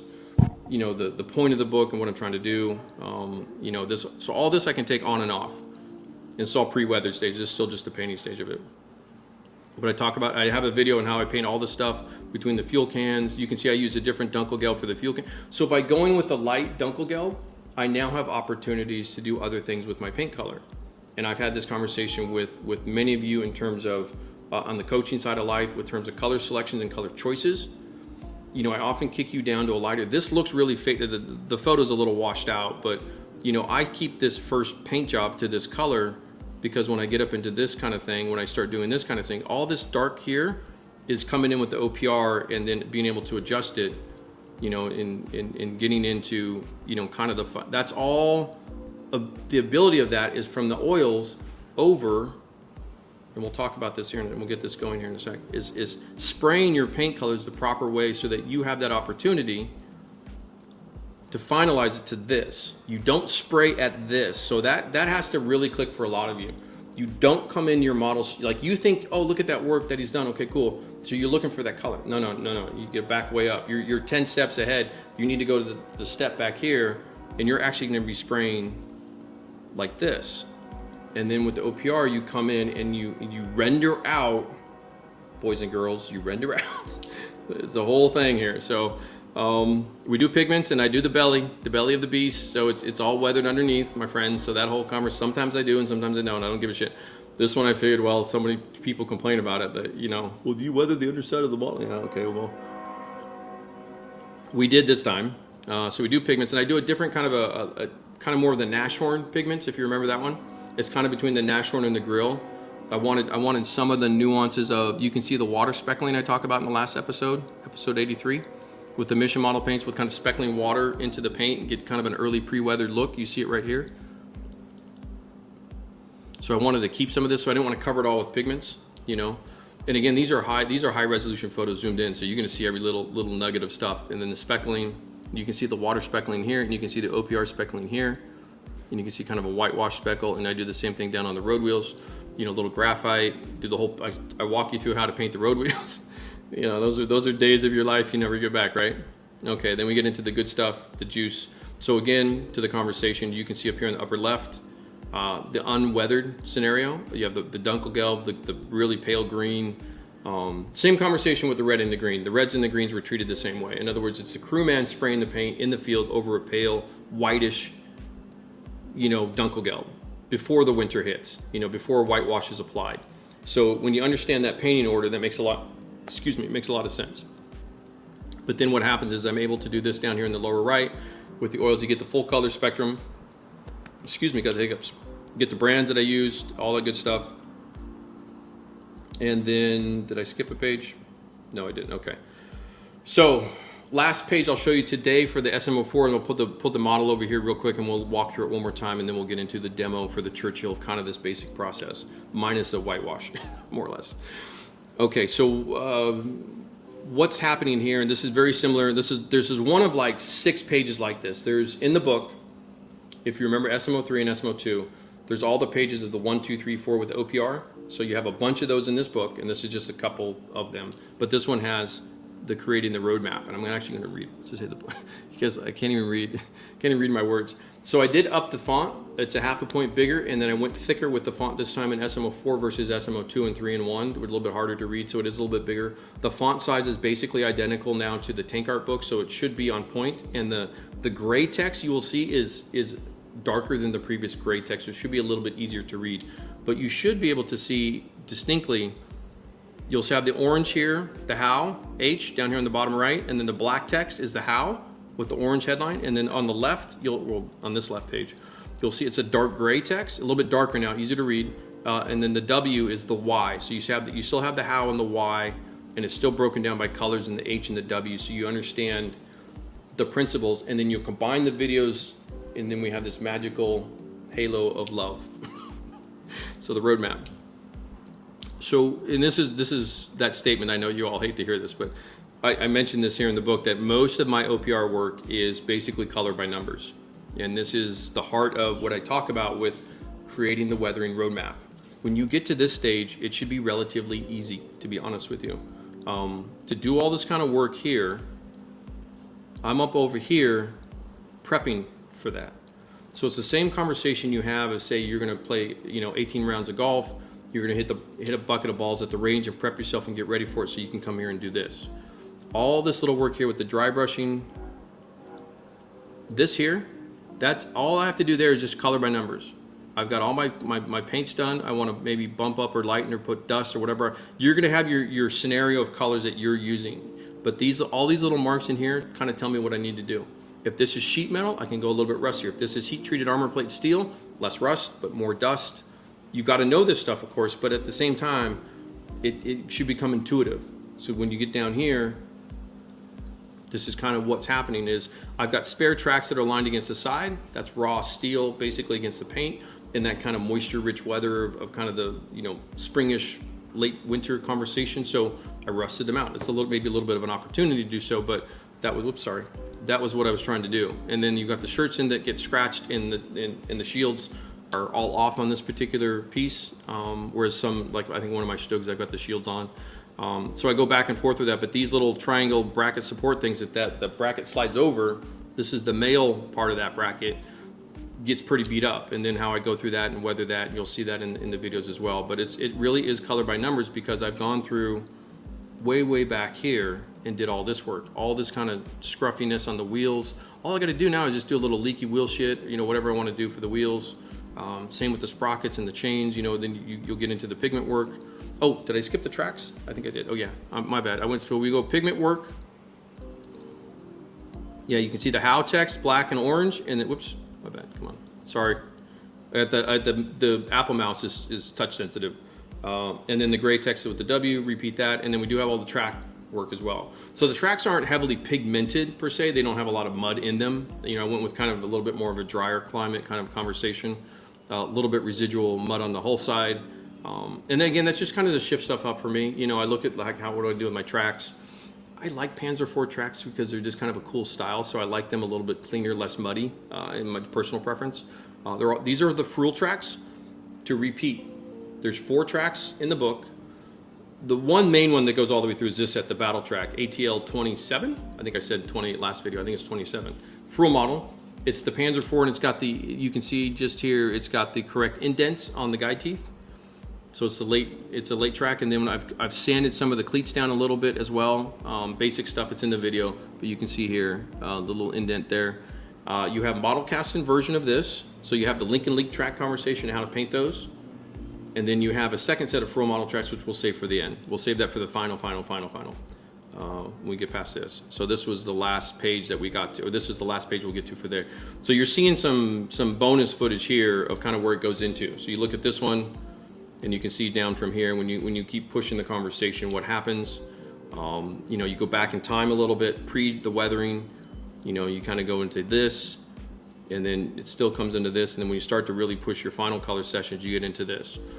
So that's kind of the long-winded SM04 Part 2 preview for you guys. Hopefully, that's a lot. Hopefully that's enough. Okay, we'll get out of here. We'll go back to this. Nope, I gotta put you back on stream. Okay. Questions? Need a break for a sec. Okay, hold on one second here. Question, will you be included? Yes. So yes or no? John says you really like her whitewash, very realistic. I do too. Hello, everybody. You are late, Patty Cakes. Welcome, sir. Evan works great. Thank you, sir. Fred, it works. It worked. Okay, great. What worked? Did I miss something? It worked? Okay. As long as it works. Yeah, you guys should all have seen that. I think that was a pretty clear, good review. At least in terms of quality, image quality this time. I think the last stream I struggled a little bit with kind of the video quality. Let me get this guy over here. Okay, so we can walk it through back here. And then we'll go to here. Okay, hold on a second. Got to shift the camera around, put the lights back over. And then hit the focus button. And put this guy out of the way. I don't need you anymore. Okay. There we go, that's not too bad. So this guy here, I've got some of the stowage here, the Lion Roar. These are great. If you ever need good jerry crayons, Lion Roar makes a nice plastic set. I think it's still available out there in the wild. So the octopus is great because it has a turntable base. Make sure I don't hit the microphone. Also, short barrel is really nice because it doesn't. It's not like it's a tail. It's like a dog with a short tail. Like it doesn't hit anything when it's wagging the tail. Hold on. I'll do something else. Okay, there we go. And again, you can always do the special tilt. Actually, this guy goes here. So all the stowage is loose. All the spare tracks are loose. The ones in the front are a little bit tight, so you gotta kind of leave them in there. They're a little bit snug. The wood planks are loose. Those were done on the. I actually threw those on there from the state. I had them sitting around. I'm like, okay. So those are what was that? The painting wood, or we did this somewhere, Patreon or something. I forget what wood. Maybe that was a Patreon wood. I've done wood a couple of times.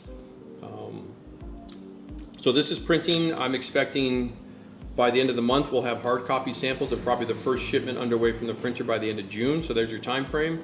When that happens, we will be shifting gears 100% to take Technique Guide number 1 and number 2, the HS chipping book, and then Technique Guide OPR book. So for timeline updates, so kind of into July. I'm about a month and a half where I thought I would be, but we're doing good given our resources. I don't have unlimited funds to print faster or more, or buy out the printer press and say, hey, we need more press time. So it's kind of part of what it is too. Because as I get delays, they ship to other company products to print to keep going, and then yeah. So even if you look at the videos versus the photos, it's a pretty consistent conversation between the two. Yeah, Eric, I answered your question, brother. You must have missed that. There's a live stream episode 32 that shows the photo setup. I think, is it 32, guys? Somebody check real quick. Help a brother out. Yeah, basically I just put white paper on the desk and shoot here. It is what it is. And then the white background's erased in Photoshop. So Jeff said you gave your wife the kit, so she hopes she uses this for book insurance. Will. Oh, okay, insure will. Oh, you guys are talking to each other. Okay. Thank you, Nero. Appreciate that. Were you okay on the TankArt 4, Nero? Yeah, Eric. So I think it's.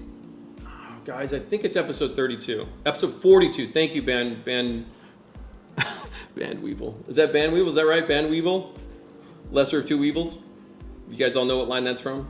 What movie? The QR code. Oh, thank you. No, I did the QR code, Evan. Yeah, no, we did that. Okay. Everybody good? Brummbär? So it went from 160 to 176, by the way, if I didn't say that. And that's mainly just to get a little bit more gallery images going. I used the SM04 book template as kind of my layout guide in terms of what I was trying to do. So if you look at SM03, there's the gallery at the back of the book, and then what else? I think that's everything, right? I think shows out of stock. Which book? SM04 or TankArt 4 is out of stock. Which one's out of stock on the website, boys? I have not looked today. I usually good with that. I'm off my game. I will get on that right away, Joshua. Whatever. Tell me what book's out of stock on this website, guys. 4's out? Should not be. Okay, my bad. Wait, hold on. Hold on. You guys here. Look at the Brummbär for a second. Enjoy the show. Take a coffee break. Give me 2 seconds here. I could fix that. We got skills, technology at work. Store products. Oh, it's SM04 out. I mean, it's just on the website. Oh, wait, is it? SM04, it shows 600 in stock. What are you talking about? What book is shown out of stock? What am I not seeing here? Hold on, tab. Let me go to my website. Hold on, boys. Maybe there's something I don't know. Okay, TankArt 1, 2. You can still pre-order 2 until the shipments show up. I just did that as a favor. Everything shows in stock. I don't know what you guys are talking about. 4's in stock. 4 shows 600 in stock. Not that I should be giving my quantities out, but that book was printed, you know. I've sold like 10,000 SM4, so I'm not telling you guys 600 in stock. No big deal. I would care less. Yeah, we should be, when we're done printing, we'll hit 65,000 copies printed of all the books. Total, combined, everything. I'm just looking at the website. It's a nice website, whoever did that one. Yeah, I see everything in stock on mine, guys. I don't do a refresh on your browser, something like that. I don't know why it would show out of stock. The octopus, the fish submarine, should be a pre-order. Oh, Jesus Christ! TankArt 4 is available. Octopus. Oh, the holder. Oh, this dude. This guy. I'm sorry. I thought you guys were talking about one of my books. The octopus holder. Thank you, John. I'm drunk too. It's fine. I wish I was drunk. The octopus. Yeah. So again, I bought mine on eBay. It's the octopus jig thingy. He makes them in batches, and he's from Lebanon. Obviously, if you listen to the news, Israel and Lebanon are getting a little tiffy again with each other. So he might be having some supply issues and stuff like that, which is probably just an unfortunate side effect. I'm sorry. I thought you guys meant KINGART 4 was out of stock. But hey, it's okay. You guys crack me up. I'm an idiot. Don't listen to me. Okay, Brumbär's out of the way. I was going to talk about Octoon Panzer, but I think we've talked enough about that. I do need this book though. Okay, so today's show, what I wanted to do was take what you've seen for episode 83 and what you saw with episode,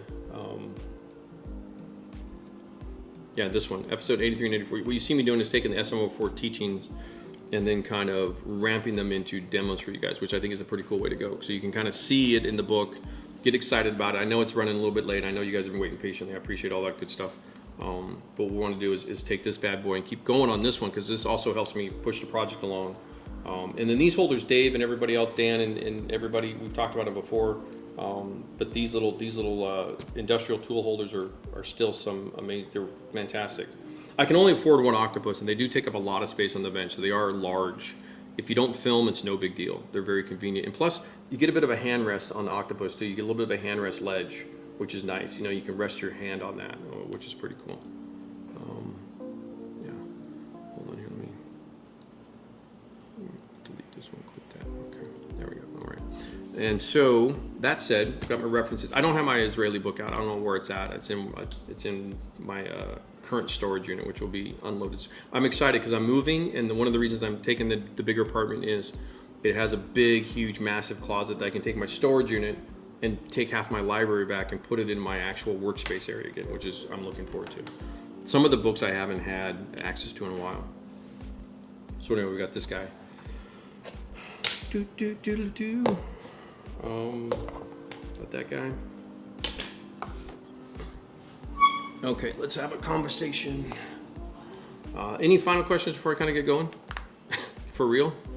I appreciate you guys hanging in there. That was a lot to talk about, but it's also good to talk about it, to have it out there to let you all see that.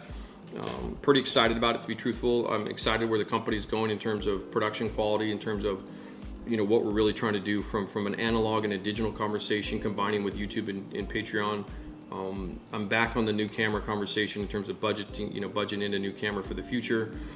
This isn't bad. This is actually probably the best feed I can get out of the phone for you guys, but I know I can do a lot better.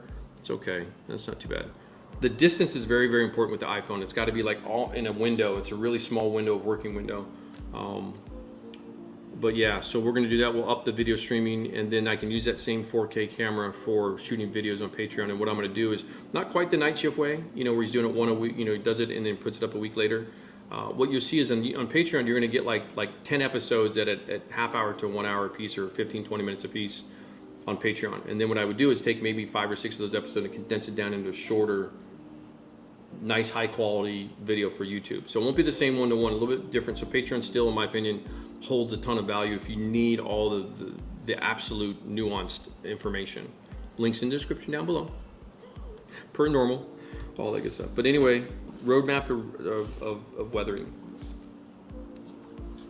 So when you sit down to paint a project real quick, and I'll walk through this pretty fast. You have your kit, you have your subject, and you should have some sort of general concept of what it is you're trying to do. Having some sort of references, material, things of this nature. This North Africa book, I didn't have my Israeli one out, but this is good enough for what we're trying to do. Kind of a dusty, gritty look to it. It's not a lot of moisture. There's almost none. I mean, it's sitting on cement, right? Basically. So I've got kind of images tagged from some of the other streams we talked about, but the roadmap to the weathering, I talked about it a minute ago with the Brummbär, setting this all up with the paint, and then working it through with your oils and your pigments to wrap it up. But setting yourself up for the success for that starts when you go back to the very beginning. It's a deeper conversation. We'll have more conversations on color, in particular Tunisian Churchill, quad To me, again, I think that's the Ford, maybe the Chevy, I can't tell from the roof, I forget. Half tracks. But setting this all up with color is important, you know, when you, especially if you understand your subject matter intimately. So when you sit down to do a US manufactured item versus a remanufactured item like this guy versus what we talked about with the SM04 in terms of their country's manufacturing capacity is going through changes as the war progresses, whereas this was a very stabilized conversation. So understanding the difference of that makes a difference in the finish.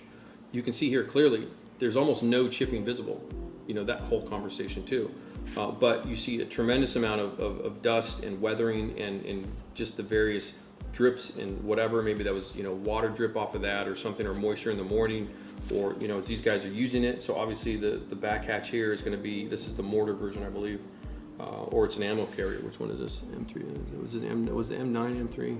It's just a straight half track is using for ammo.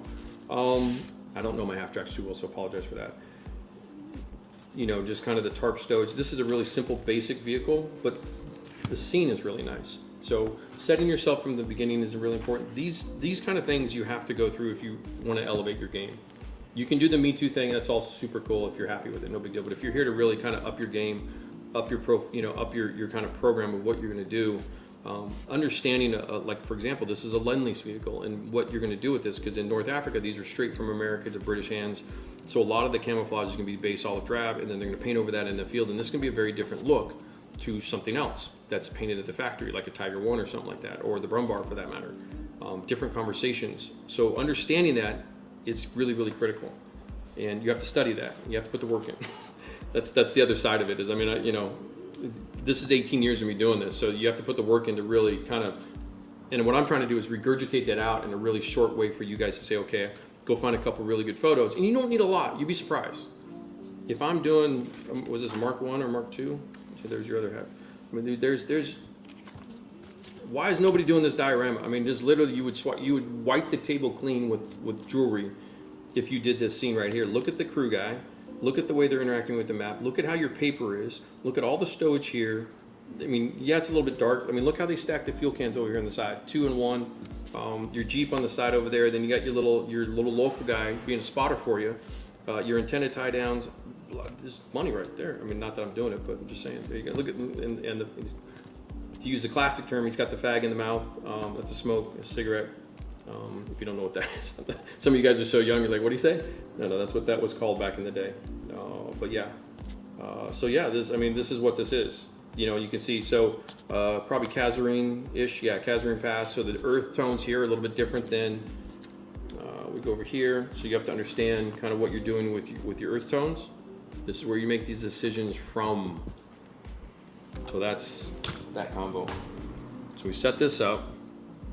And I think I've got, hold on here, this guy here. Okay, so I just want to show some color. That's taped down. Well, we've got some over here. We can show some, we can walk through. So that's kind of stage 1, and you have the kit, and you should have all your bits and pieces kind of lined up, or you're working on it. And you can do all that prep work years ahead of time too. Would you ask, Fred? How do I repaint a model with pigments on it? You can carefully kind of brush them off or scrape them off a little bit and kind of clean it up a little bit. You can just a gentle love. You don't have to get crazy. Just a little bit, and then you can just spray right back over it. I think the T72. Don't drop it. Boy, that would suck balls, wouldn't it? Well, that would be brutal. There's pigments all in here, Fred, that I've just old pigments that I've just sprayed paint over and just kind of done the oils. Same over here. There's a little bit of texture from it on that stuff there. You know, if you're talking this kind of stuff there, I wouldn't even waste my time. But more or less, the upper surfaces should be pretty easy. They come off pretty easy if you kind of start giving it some nudge. You know, if you really physically impact pigments, they'll come off pretty good. Not super hard. If you're using kind of the real heavy pigment fixer with the varnish and stuff in it, it might be a little tougher. But if that's the case too, you can often sand it down a little bit too and kind of knock it off a little bit. But yeah. Yeah, black and white would be fun too, Marino. It's harder than you think. Really, yeah, I'm with you on that one. I've had that thought. There's probably give away another good idea. It's Parker's book. It's I forget the name of it now. It's the big, huge reference book he did, David Parker. There's a series of black and whites on a Panzer IV, and you have all the views. It's a walk around of a Panzer IV in the field, and that's pretty rare to find in World War II, where the actual field photos of a vehicle, and you can see the left side, the front, the back, sides, and you can model from that. And I want it, it's all in black and white. I want to do that one. Good morning, Nog. Good morning, sir. It's probably, you know, you slept in, I can see. It's Monday morning for you. I appreciate it. Good to see you. I mentioned your name earlier, and your absence was missed. Yeah, Nick Buckle, it is. I love these things, man. These bases are gold. And the other one to get now that it's a little bit more expensive. They're almost 100 US. Is the spherical one. It has the, you know, it's got the spherical holder like this, and it rotates that way.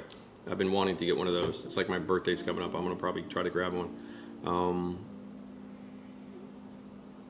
Patty cakes, yeah. And so if you don't know, on Patreon, guys, thank you for the reminder on that. But about once a week, I walk through missing links and grab a lot of the downloads that they put up for references off of eBay. Eric Rice on eBay, and I put them up on our Patreon as kind of free content. You know, check it out. I try to pick out the ones that really tackle what we're talking about here. So paint and primer is your next conversation from your references, how you want to handle that. And you can go back and watch the Churchill stuff if you need to see specifics. But it's basically a two-stage process of a primer and a paint. And then I'm just giving you the basics for the roadmap. So you get references in the kit and your detail parts that you need.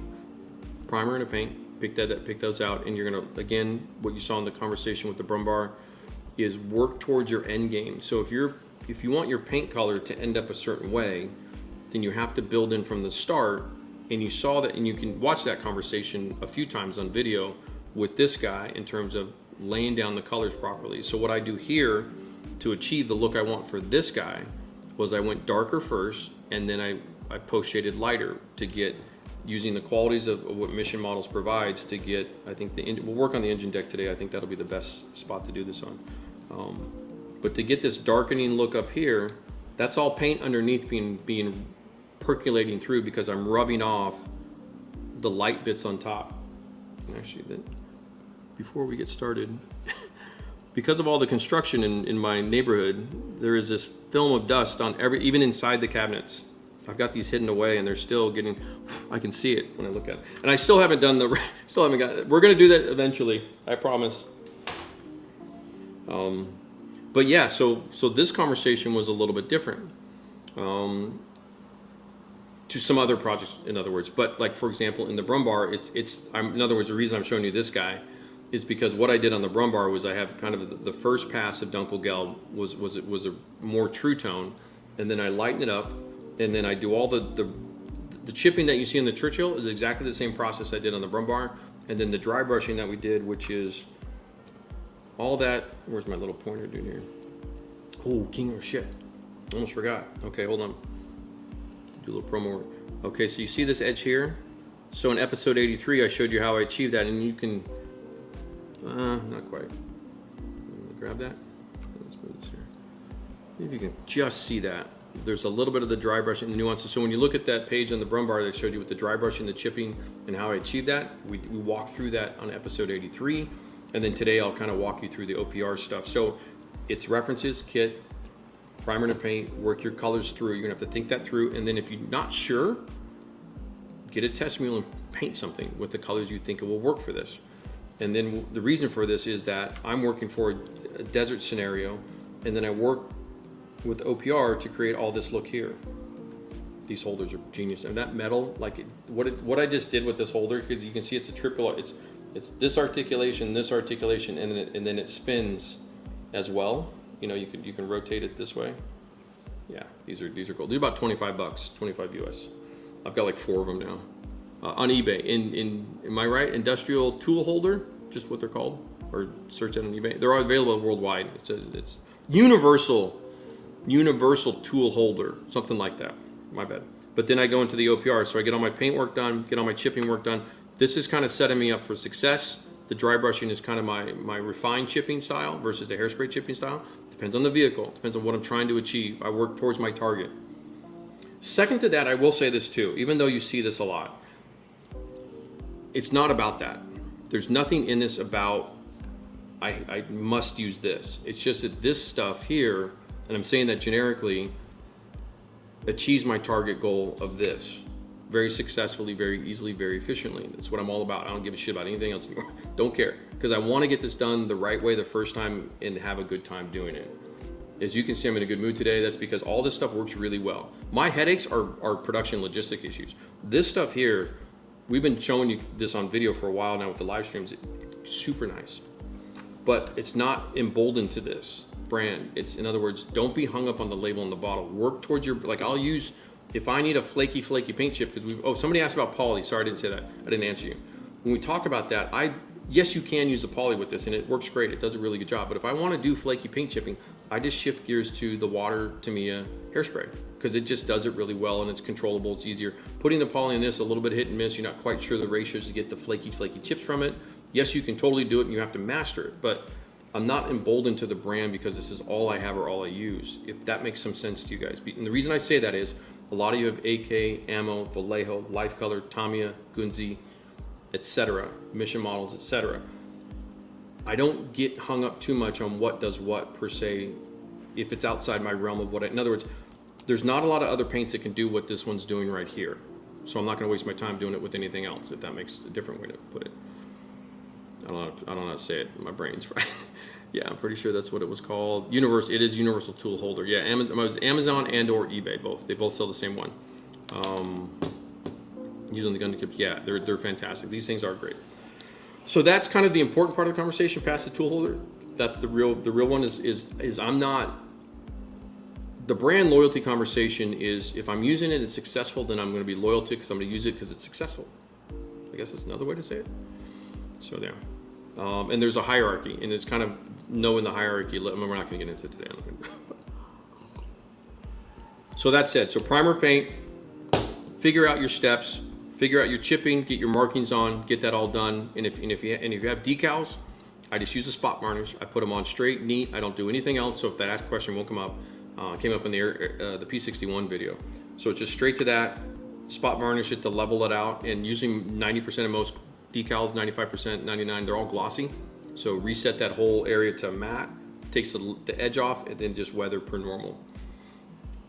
We'll talk about it when I'm doing the oils a little bit later, but I'll try to remember this part. So the poly is, who asked about poly? Was that you, Pat? Patty Cake, somebody asked about poly. I do add the poly anytime I'm going to use water to do the chipping. Yeah, so you guys are still, okay, we'll talk about that. There's so much to talk about. Maybe I'll do it while I'm doing the demo, but the conversation about fear is huge in this hobby, and it just needs to be addressed. Who stole your beer, Nero? In the building, Patty Cakes, I've got you came in late, Pat, and I'm moving from this apartment to a larger unit here next week. So this will be the last stream from this unit. New space is the same building, bigger apartment. But yeah, pigments, I think that the picture of the horse drawn, yep, it's good. Yeah, I try to pick out a lot of those diorama pictures to figure out what to do with the Gundam kits. It's a lot. The Gundam stuff's hard a little bit just because, you know, if you're trying to match kind of the reality of things, it's different. It's a bipedal, you know, machine. It's kind of falls more into construction equipment style a little bit. So, okay. So from there, what I do is I've got, from the roadmap conversation, is really just, you get your paint, and you guys have seen this literally efficiently one-to-one, and I can roll right into the weathering. And now here I'm doing mostly OPR. There's not a ton of opportunity for pigments in this, and I think what I could do if I have to is maybe I'll do a little dusting of pigments here on the side. There is an armor skirt that's going to go along here, like the Puma APC. You've seen it before. These are the little brackets for it that I've made, scratch built. It's all scratch built. It's a what, again, if you don't remember this one, it's the what if. It's all 1970s Israeli.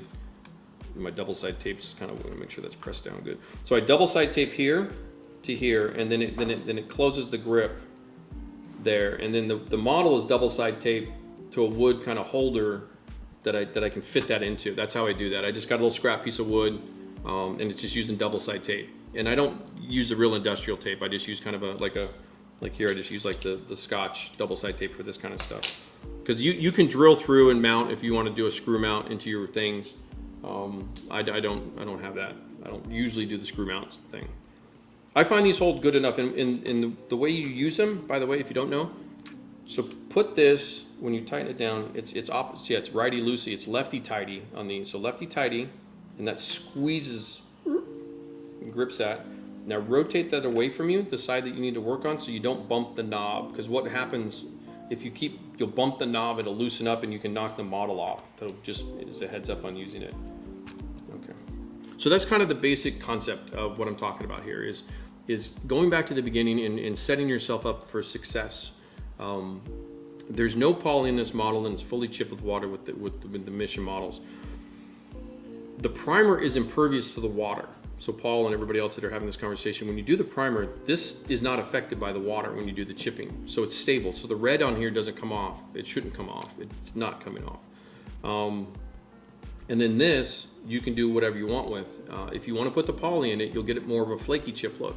If you don't put the poly in it, you get this look. You get kind of the matte, chip, worn out look that you see here, but you also get this opportunity for all this colorway because I'm doing multiple color layers on top of each other and just basically, you know, rubbing them through with a chemical, which is water, H2O. So it's all that it is. It's hyper simple in that. You guys can watch that video. There's no need for the poly in this. Nothing's going to happen to it. Even if I slap water on it right now, you guys watch me flick water on this. I don't even have any water in front of me. I can use my drinking water.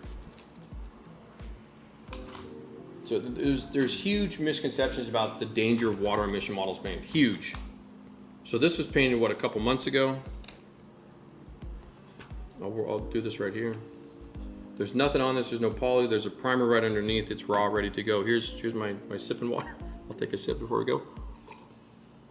Okay, so let's get some water. I need a paper towel. You know, just get a little dab.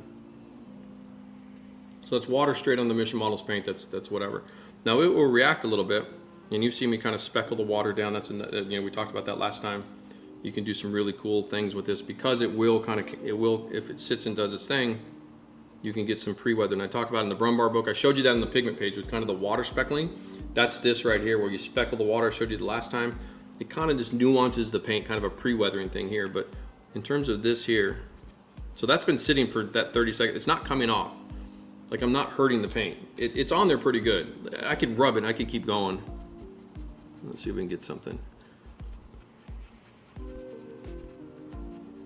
And that's a mass amount of water for me when I do the chipping.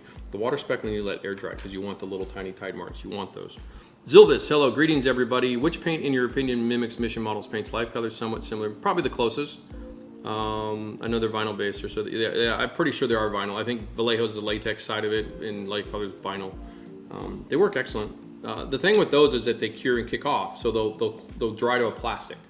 And that's the basic difference between this. So Zilvis, the true answer is, it's going to have to be an organic pigment paint that gets closest to it. Live Color probably gets pretty close, but some of the hybrid, you know, the acrylic lacquers can do certain very similar things as well with other chemicals. You can use ammonia with them to get kind of a similar look. I just don't use that chemical base anymore. I'm not using a lacquer ammonia conversation when I can do this with a water base in my drinking water apparently. I mean, it's not coming off. So this conversation of the danger water with Mission isn't I think it's misinterpreted. And the fear factor is realistically, you know, I can't get it to do anything. Usually it does something. I can't even get it to do anything. It's starting, but see, also here, this is here. You see the pink coming through?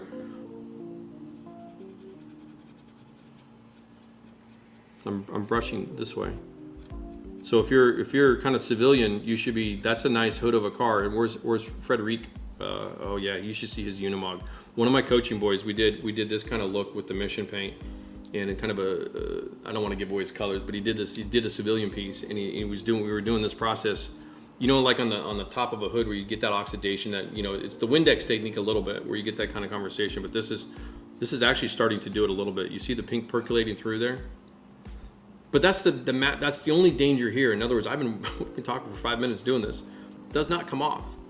So it's just a misconception of it. When you do the chipping stuff, that's relatively fresh.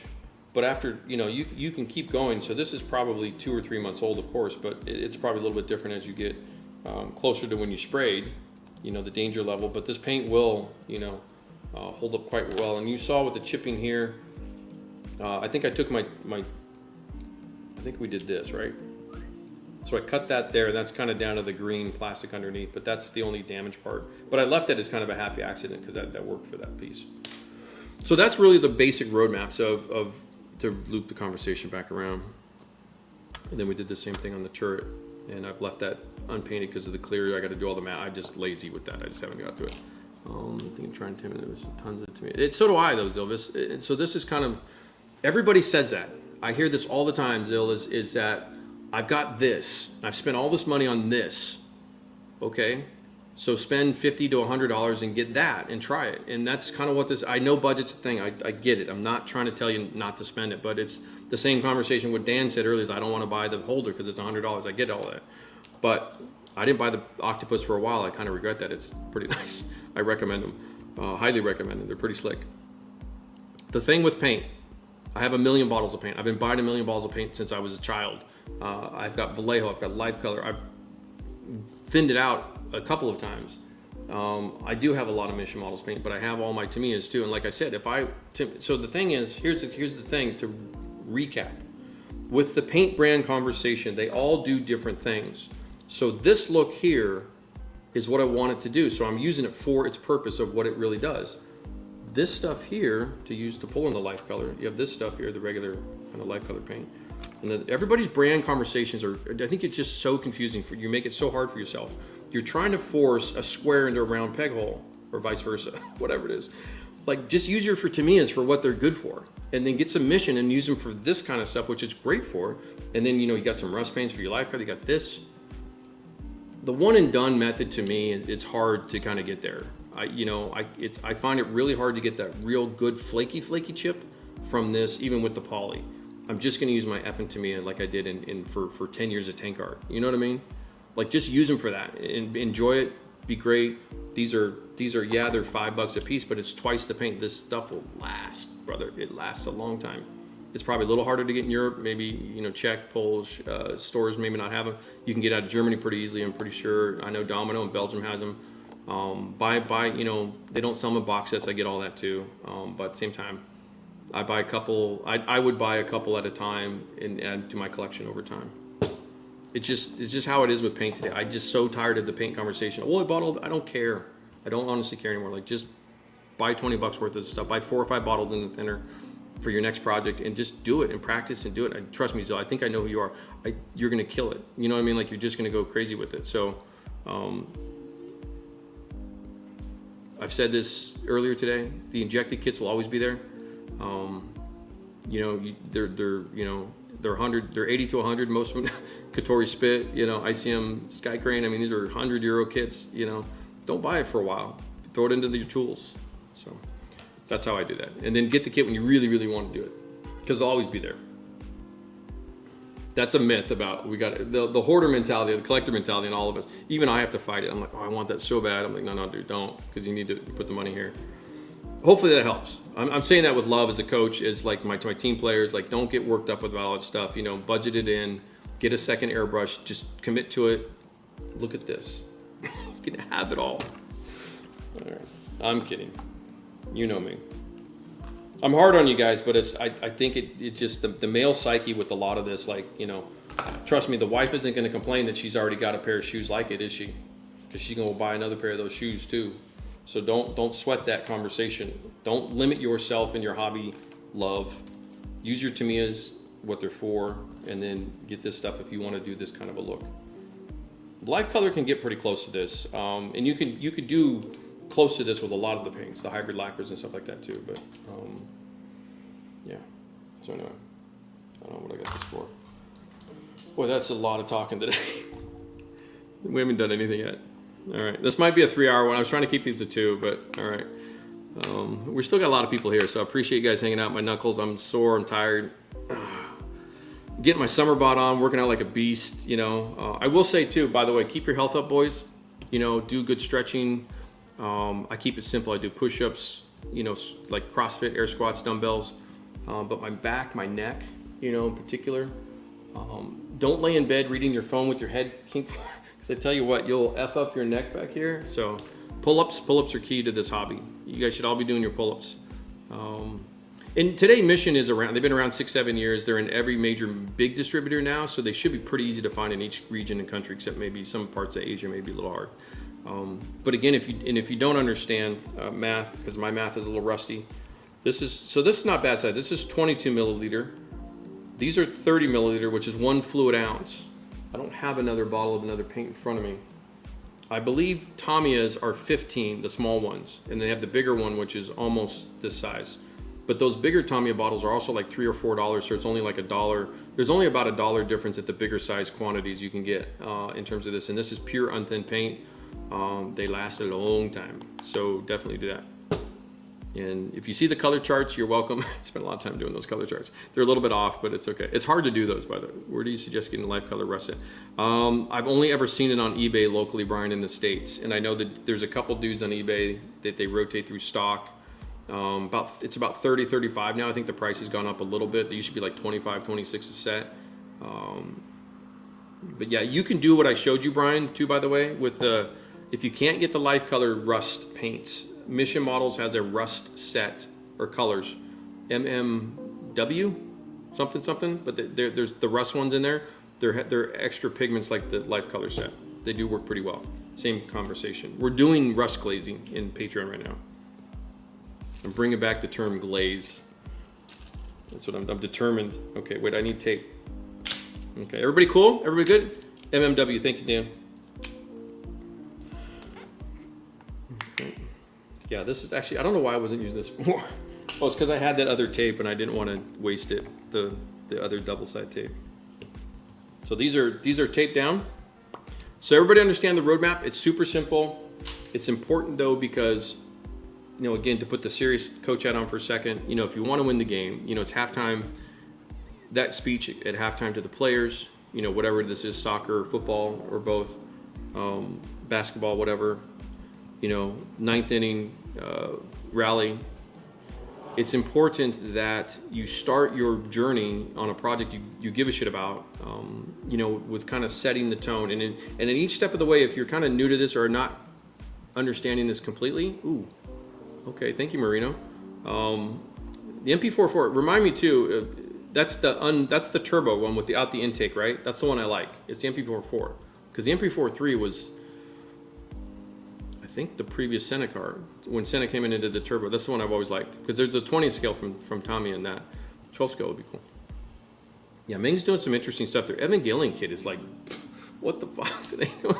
Sorry for my F-bomb, but like, what, Ming did this, you know, they're doing an EVA 2, You're like, dude, what are you doing? You've got the Bandai kit, the RG kit's like, well, it's not, it's pretty good size. They're beautiful. I built all the RG kits from Bandai on Evangelion, but the Mang one I saw was like, you're like, yo, dude. Anywho, not 100% sold on their proportions. I think the thigh's a little skinny for my taste, but I like them thick. That was bad. Poor judgment on my part. What were we talking about? Life Color Set, eBay, try Amazon. If backup set would be Mission Models, MMWs, you know, either one worked perfectly great. I know my car guys, yeah. First, yeah, 88 car, yeah, thank you. Dan Stein, hello from Spain. Yeah, you had a hell of, oh, by the way, speaking of F1, I'm lazy, I'm sorry, I gotta keep going. Yeah, great race today, Barcelona. I mean, Max is just, you know, it's, everybody from position 2 back is having a hell of a time. Yeah, good race. Take a chicane out, brother. And I would say this to the French in Le Mans, take the effing chicane out, please. Just take that damn chicane out. Does nothing for the race. Could care less. I want to see 257 miles an hour down the Mulsanne Straight, right? So the Spanish Grand Prix proved taking the final chicane out or taking a chicane out is always a good play. They should do it in Spa too. Living on the edge. You know what it is? I've been watching a ton of speed record stuff on YouTube. Scarf and Goggles, guy has these great videos on all the land speed cars. Those are so cool. Dude, Max is in cruise control. Merc looked way better today. Ferrari did not. But to be fair, they just brought that stuff here and they have no data and they have no idea. And I think Vasseur was like, well, I think Ferrari's going to learn a lot from this race and they're going to come back stronger. But yeah, great to see the kind of, usually Barcelona is terrible. Like Spain is like, wait, what happened? Oh yeah, here we go. But Spain was nuts today, so that's good. If you're into F1, by the way, that's what that was. Anyway, anywho, and to our boys in Italy, Imola, I hope things have improved. I haven't paid attention to this, so I apologize for that. I probably have some Rinaldi's in the flooded region of Italy. Terrible with my family, right? They all hate me. But yeah, I hope everything's going to go well. I hope maybe we can get Imola back next year. That'd be great. It's also one of my favorite. I do love that circuit, even though it's a little kind of a quiet race. Usually it's fast. Isle of Man TT, yeah, that would be awesome. I don't have the balls for that, Nero. I watch sports that I think I could do. I couldn't do Isle of Man. I couldn't ride a motorcycle like that. I mean, I'd be over in the first corner. But yeah, okay. Everybody cool? You guys are great. I appreciate it. Roadmap. I've lost my entire train of thought. If you have questions, please ask. Say hello if you're new. Please pop in and say hello. Tell us where you're from. Let's see. I will start this conversation. What do I want to do? I want to do engine deck. My bad. Okay, so we did kind of the scrubbing and chipping up there. See how that looks though? So all the poly conversation and chipping with mission models and water, just understand that's a little bit of a fear factor and get comfortable with it. Practice it. Definitely build some models more and more and more. You know, you see me in simplistic terms, in easy, understandable. I paint a little bit lighter. My primer's a little bit lighter because what that does is that helps your top colors have more oomph and more vibrancy to them. And then when you get to this kind of look, you can really control kind of that conversation about, you know, what you're doing with your colors. You can see in here, even though it looks a little kind of pink right here, you saw in the Brummbär how I turned that into like a German armor camo, you know, moving it from 1 to 1 to 1, and it's all with this little guy right here. So that's kind of that process. But if you paint this dark out of the gate, you back yourself into a corner. And maybe I should demonstrate that a little bit here. Let me. I want to do with aircraft more and more, but I probably should. I'll start here because engine decks can get a little bit. They can get that way, and it's gonna look okay. I don't want to f the model up in demo, but okay. So I got my thinner. If you're new, blender, yellow blender, red, yellow. Red's the old brushes I have. These are the old lower Cornells. Oh God, I almost forgot. Thank you for reminding myself. Thank you, sir. Thank you, coach. Gold. These are the KINGARTs with the green. International. We've had this conversation for a while. They have, as of tomorrow, I don't know if I'm even supposed to say today. They might get mad at me. But given it's already halfway through Sunday and it's Monday morning for some of you almost. And thank you to my European and guys for staying up late. Tomorrow morning, check out the KINGART site. The link is in the description. You can click that because that's the affiliate link. And I need you guys to do that, not for the money. I get a couple bucks. But I need the customers of RSP to click the affiliate link tomorrow that are international and just decide to buy a couple of these brushes. That we'd love you for it. The shipping should be fixed. So it was like $90, 90 euros, 90 pounds, 90 quid for one brush from US to Europe to UK to Australia, New Zealand, whatever, Asia. We've had multiple conversations with the company. They told me over the weekend they're putting up a sales promo for shipping. I believe the international shipping should be back to the old, like maybe $20, 20 US for like a package of brushes and some stuff. They said to me, as long as it's not like they're not buying like canvases and heavy paint sets, like big paint sets, the oil paints are fine. They're pretty lightweight. You know, in other words, if the weight stays under like say 2 kilograms, I do believe the shipping will be back to the old way. So I think we got it fixed. I meant to say that earlier. I'll follow up later on with that too. I'm dying over here. And to Canada. Thank you, Jeff. Where's Two Hands? We haven't seen Two Hands. If you're lurking, Two Hands, say hello. Scale model kit review. I'm originally from UK Air Force brat, lived in Tucson. Oh, sweet. Okay. I'm originally from Los Angeles, so we're familiar with the region. Tucson, is that Luke Air Force Base? It's Steven, right? I think that's what you said your name. Did the glazing with Timmy. Oh, okay, gotcha. Yes, I did see that, Brian, by the way. I think I posted for you too. To say that, yeah. Okay, first step I do every time I sit down with OPR. So I'm trying to keep the roadmap thing going, right? So I've got this all ready to go. I've got it painted, I've got the chipping done. In my world, no varnishes, no nothing.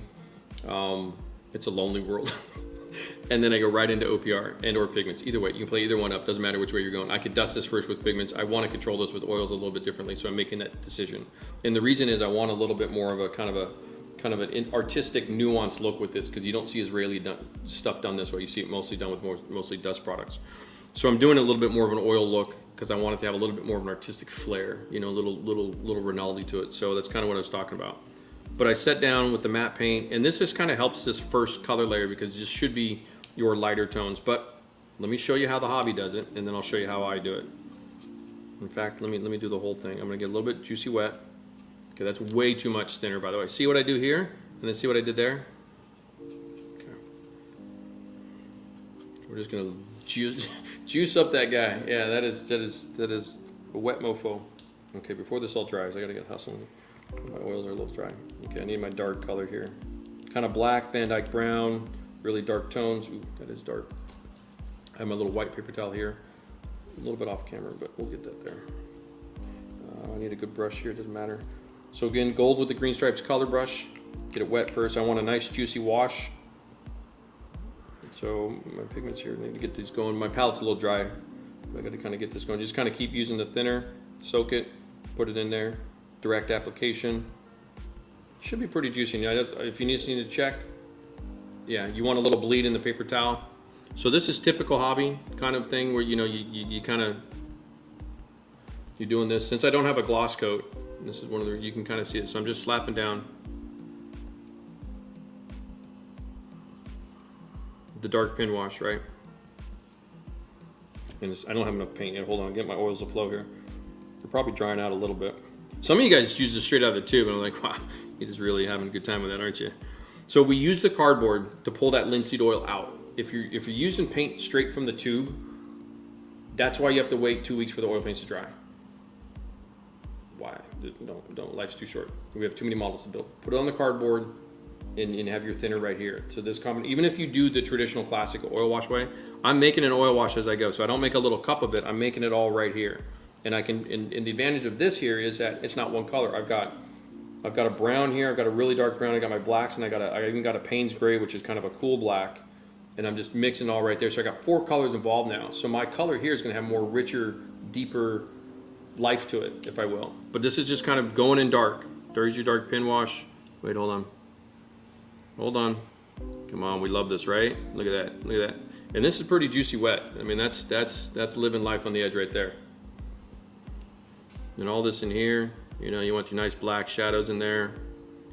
So I'm using an almost black color. Trying to get some of these are pretty deep crevices there. That's a bit of a ledge. Probably could use some more paint. Yeah, that's getting some, that's a little bit blue. Hold on. Gotta shift the color. Let's go more brown. What I'm trying to avoid on this particular model in particular while I'm talking to you guys, I don't want to get too red brown. It gets rusty really quickly, so I don't want to get too red brown. Okay, so I'm going a little bit more brown. Davis Mathin, okay, gotcha. Just trying to kind of going in dark with the washes. I've got kind of the capillary action here on that side, and kind of trying to leave it off of this side. And this is all evaporating as we go. I don't have my edge chipping here, I've got my dry brush in here, that dark brown, so you've seen a little bit of the red primer there. I didn't get quite that far, but that's okay on that side yet. I can always go back and redo that. But I'm just gonna show you kind of what the hobby tackles stuff with. And then you let that sit over there, and then while that's drying, because you need it to dry, because the hobby says tell you to wait, right? You gotta wait. All right, so I'm gonna wait. So Rinaldi's gonna then hop in the mix here, and he's gonna go over here. And I think I want a little gray in this too. I think I want a little bit more neutral. So I've got my gray, whoops. I've got a light gray and a medium gray here, and then I've got my whites and my dust tones in here, which kind of, it's what I did over kind of there. It's in there. Oh, the hatches are in there, sorry. There's the driver hatch is in the hull. That way I don't lose them. They got clear visors, I haven't painted them yet. I'm lazy with that too. Okay, so I do need my eyeballs now. I can't see shit. Catch you later. See you later, Officer Mike. Be safe, brother. And thank you. Okay, so here's the other way.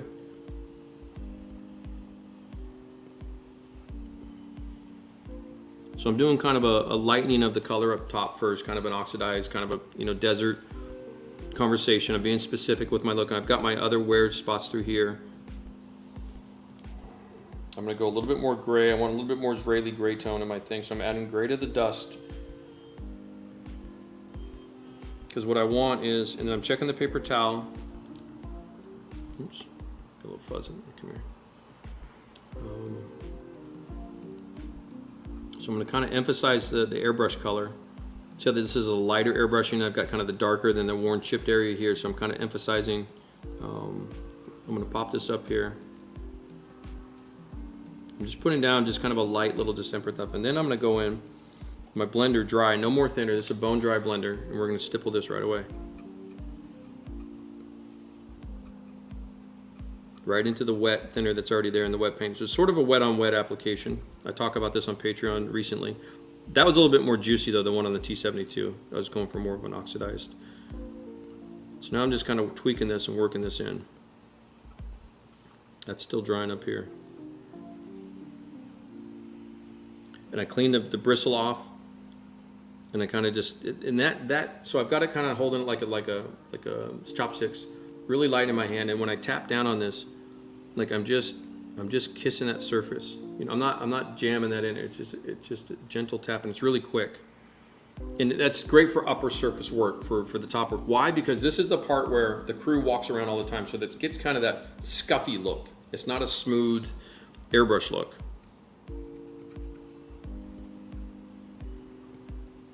Okay, since I have to use a hairdryer, I'm not going to use a hairdryer just yet because I have to keep going, but I'm going to darken my tone up now. So I've got my same basic color here, but I need to pull in some of these, a little bit more of a brown into this. I need my oil paint to work. I might have to pull some new oils out. It's getting a little, this guy here is struggling. It's my brown. Yeah, let's see, I'll maybe go with the darker gray then. It's drying pretty quickly. It's all starting to air dry here, but so I've got a little bit of a darker shade. That's not dark enough. Hold on here. I need some paint to effing come off and work. There we go. This guy's dead. All right, there we go. I had to crush it down and get to the good stuff. There we go. Okay. Now I got some color. I need some color. Oh, you can't see that. Trying to get some color here. So now I've got a darker. You can't really see precisely, but you can kind of hear it. There we go. So I've got the first layer was here and on the left, and then I've started to pull in some darker tones. But I want to keep the gray vibe of the Israeli sand gray.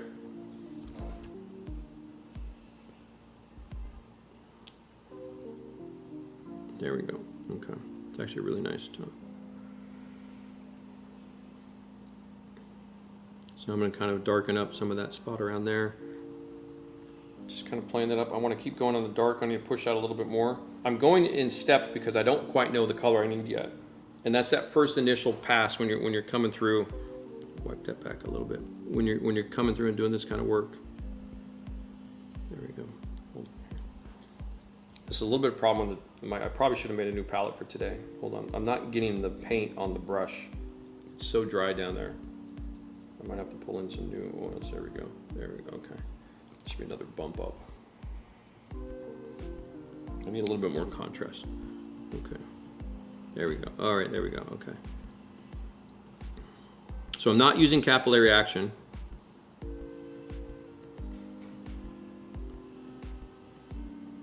It's a little brown. Let me go the other way. Be careful with the colors here. It's only because my palette's fighting me off a little bit. That's okay. Okay, so I went a little bit more gray and calm that brown down a little bit. Probably go in here. Actually, let's get a little.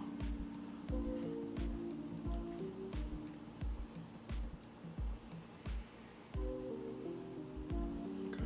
I'm just trying to hustle quickly and in terms of demonstration purposes between the left and the right. And it still has, it's almost ready to go. Could probably do my thing. Oops.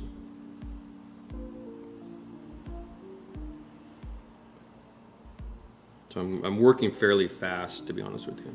Probably wouldn't work quite this quickly.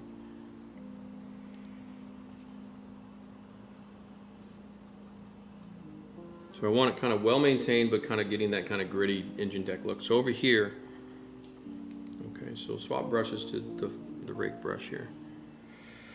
Okay, so clean thinner. Where do I want to go? I probably want to go the other way. See, it's almost hard. See, that's still shitty in there. Yeah, I'm gonna fuck that up. Hold on. That's why I just hate this method. Push that back up in there. But basically what the hobby tells you to do is go in dark, one or two colors.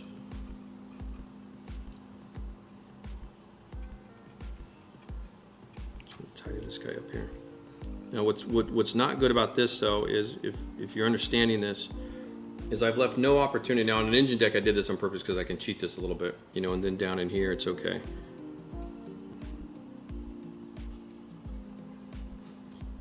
But here, hold on. Make sure I get the right brush. Okay, so I'm gonna up my color one more time. Shouldn't be using all the same brush for this, but that's okay. And then now I can come in here. So I use the same color as I did up there just to showcase how it looks. So see how less I use, I get more specific. It's easier to deal with. But I also have all those underlying colors in there. I'm just kind of all I'm doing with this is I'm just tapping these brush marks to give it kind of a boot scuffy, scruffy kind of look to it, like a bristle look. You know, you can see that little splayed bristle there. And if you have these brushes, it's just one of these dudes here. It's all in the KINGART list. I listed in the description. It's this guy here, my angle shader. So this is a relatively new one. And then what you do is you just kind of beat them up and crush them. And so I always have one of each. So this gets a little bit older, but you can do this to it pretty quickly. You just smash it in there, beat it up. Same thing with the chipping brush. I always have kind of a scruffy one. Same idea. It's one of these dudes, which is, it's again listing. It's all listed down there for you below. Flat grass comb, 1/4 inch, I think. Yeah, 1/4 inch, 1/1. I used to call it 1/4. That's actual width. So it's this one here, and it's just beat up and crushed for chipping. You get that little scruffy bristle. So you make your own brushes kind of half the time.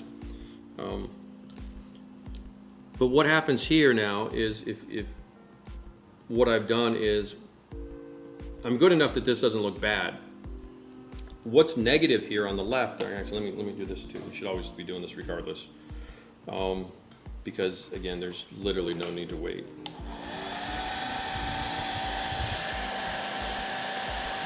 The same thing with enamels. You can just hair dry with enamels.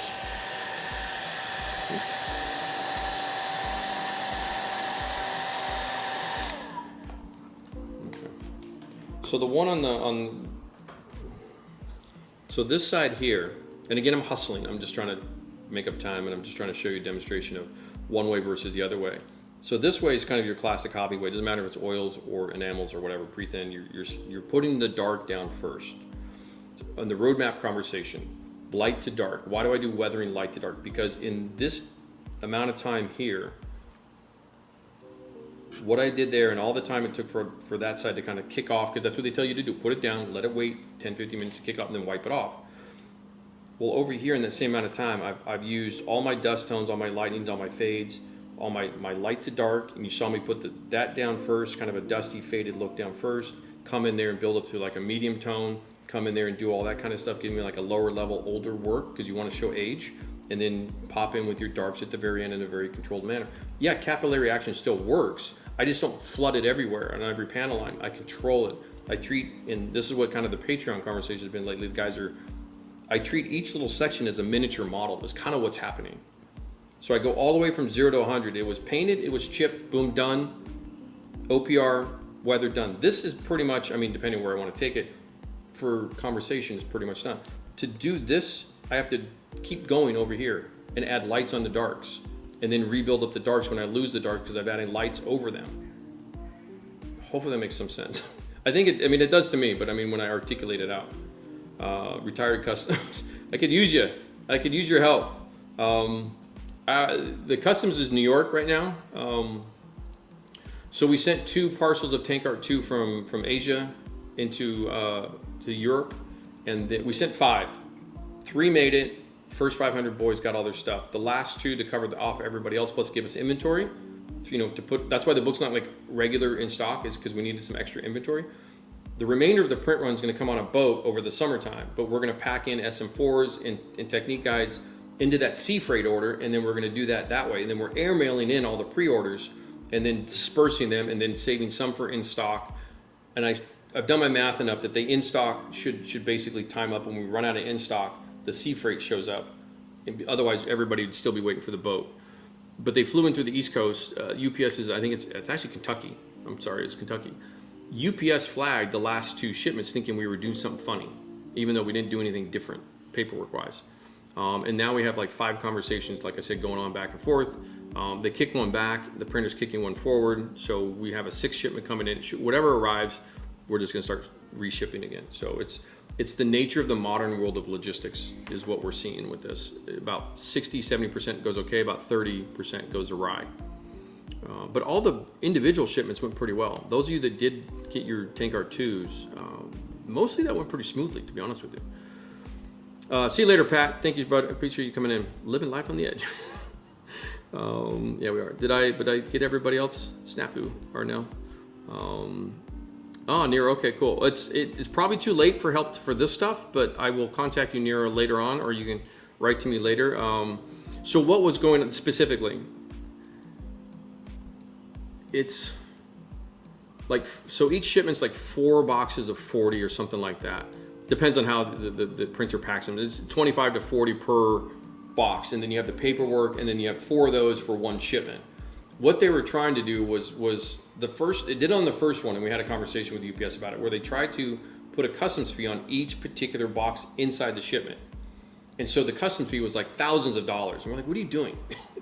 First off, it's booked, so the tariff code, we have it all covered. But so we explained to them, they're like, oh, and then the printer confirmed it, and so UPS is like, okay, cool. Well, box 4 and 5, for whatever reason, it happened again. And so it happened to my US shipment and the EU shipment, same thing. And UPS just thinks we're messing around because also, and I told my printer this, all the boxes, if you saw the photos, they come wrapped in like black paper plastic, so they kind of look like what maybe the South Americans might send north, if you take my meaning. And I was like, oh shit. But anyway, what they're trying to do is basically customs charge us like $200 or $300 per grouping of boxes inside a quad. So it would be like $1,500, $2,000 in custom fee. We're like, no, dude, it's $200 for the whole order, kind of in terms of numbers. So, and then we go back and forth, and they say, well, the paperwork was wrong, and it wasn't. It was the same thing. It's the same conversation. Yeah. Nero knows what I'm talking about. And so yeah, it hung us up, but the next one coming in, we're using FedEx. So yeah. That's what I said. Just switch to like DHL or FedEx. In other words, don't rely on one too much, because what we see, Nero, is yeah, it's exactly that. So my defense, and I'm just letting this do its thing. My defense was when the fulfillment service in 2022 jammed us up, and we finally got the books back. My guy in Europe packed up like 300 into a freight shipment for us for UPS and sent it over to us. It sat here and they got kicked back, which is one of the other delays I had too, kind of a small. In other words, I should have had books in March or April last year, and we didn't get those for some orders. But what we found was we tried to do a shipment to one of the big hobby dealers that same way out of Europe, because we needed speed. We needed to get the books from Europe to some American dealers who've been waiting for the TankArt 1s and 4s and some of the older stuff. I'm the shipper as the company, kind of thing. So I put it in, and it's got all my current address stuff. Well, UPS, no offense here, in Europe, like they think it's me 10 years ago sending something to something else. And so the paperwork got all messed up because the addresses, none of the addresses lined up from the shipper and the shippee and all this it was a whole thing. I've never struggled so hard. In fact, they lost some packages from Europe to one of the big guys, and I had to cut that part of the order off. And he's probably listening, he probably knows. And it took me 90 days to get the refund back on the customs, because they lost the package, they wouldn't find the parcels, they gave up on it, and they said, well, just go for a refund. Well, because it's European UPS, oh yeah, and I'm calling from America, yeah, it was 3 times in 3 months to get it was fun, Nero. Yeah, no, I will, I'll reach out. It's good to have somebody that I know, I appreciate that, because you might have a conversation. Yeah, change it all up. And that seems to be the kind of the better answer, scale model is just don't put all your eggs in one basket. Not that we didn't know. It's just, use DHL for some, split some to the UPS and then FedEx. But the process works. The solution was, how do you get heavy bulk items out of Asia to Europe and America quickly? Can't do the boat because boat freight is not what it used to be. Yeah, it is. Yeah, opening all that stuff up. Yeah, so and you guys, if you paid attention to the newsletters, you saw the photos from the first shipments of TankArt 2, all the custom tape. It was hilarious. And I looked at those going, wow, those look like drug boxes going. I just had a cart full of black boxes. Now I'd like the profits from that. Anyway, everybody. So point being, now it's probably not quite the colors I'd want to use. It's a little bit more bluish gray black, but that's not bad. But you can see here what I meant by that was, if you kind of hold the phone. Whoops. Okay. Hold on one second. I keep forgetting I have this option too. Okay, there you go. Should be a little better. Sorry about that. I do that so you can see the palette too. I leave that out there. There's a lot of new people swinging through. Okay, so what happens is, what you saw, if you watch that back, light to dark. 1, 2, 3, 4, 5, 6, 7, about 8 colors in total being used, layered up light to dark, and mixing up. I'm mixing up in batches, 3 or 4 at a time, and I'm darkening, darkening, darkening, darkening on this side. And then this side here is kind of the traditional hobby method, and it doesn't look terrible. I'm not complaining that the look is cool, but it's not upper level quality. Like you guys are here for, how do you get that final look? How do you get up into this look that when you see in the photos, the roadmap to the weather, you go back and look at your references and see how gritty and grimy, et cetera, and then how do you put that in? How do you achieve that quickly, easily? To do this with this process now, when I start dark, I've said this before, I back myself in a corner, and now I have to start layering in. Let me switch a brush here. You know, because it's oils, and oils are really happy and really fun, and this is on a matte surface, is all well and good. And the reason I'm saying this, the hobby teaches you to go in with the dark pin wash first. And I used to do this too. Put your dark pin washes over the whole thing and then come back and keep doing your weathering. A lot of people will detail the whole model this way. And you can see it gives you kind of a look over here. But I haven't done anything here, but I mean, this is a tougher conversation to have now. Let me see here. Because when you look at this up close, the lights, you'll see 3 or 4 levels of light to darker as you get into that crevice. And that's what happens in real life. It gets kind of dusty, it gets kind of grimy, and then you'll get like a grease stain or a moisture stain, and then it'll condense itself down into the corner and concentrate itself, and that color will darken up and or be an actual, like an oil or a grease color in there for weathering. And the same thing for robots and trains and everything else. So I'm using kind of a wet juice. That's a little bit too wet probably. I'm not paying close enough attention. I'm a little off my game today. I think I'm tired. I could use that beer now, by the way. So stipple blend is just going to be your friend for this kind of flat surface work. But let's go a little bit. Well, actually, that's probably true, because a lot of pre-thin chemicals, in other words, using the pre-thin chemical conversation, you're a little bit juicier. It's hard to get the moisture out of pre-thin chemicals. And the reason I don't use them anymore, the primary reason is that their opacity stops. So here I've got pure paint on the OPR palette. I've got 100% paint if I need it. And then I can kick it down and control with the thinner. So that controllability factor is like your throttle pedal in a car. That's a huge difference, whereas pre-thin chemicals are kind of, you know, your throttle's stuck open almost, if that makes sense to you guys that understand machines. Like your throttle's stuck open and you can't do anything with it. You're like, I can't stop, I can't go, I can't make it go any faster because my throttle's stuck, because you're stuck in this pre-thin, you're always like with this liquid. So using the paper towel and everything else. So let's do it. So let's get our color in there, get a dust color going in there, and a little bit of gray in there. And now I've got a nice, now my palette's starting to work pretty good now. So kind of a grayish dust tone here. Let's see if we can zoom in there real quick. There, get out of the way. There it goes. So again, light to dark, kind of going on the other side. Got a little bit of kind of a gray dust. So I've got my grays, my tans, a little bit of whitish, a little bit. But so now go on the paper towel, and let's unload that. Concentrate. So it's like simmering down a sauce on the stovetop. You know, you want a reduction in your sauce. That's what you're doing. So you get your sauce going. I'm trying to use the analogies. Don't use it. Nero, you're funny, dude. Don't you get like an employee discount?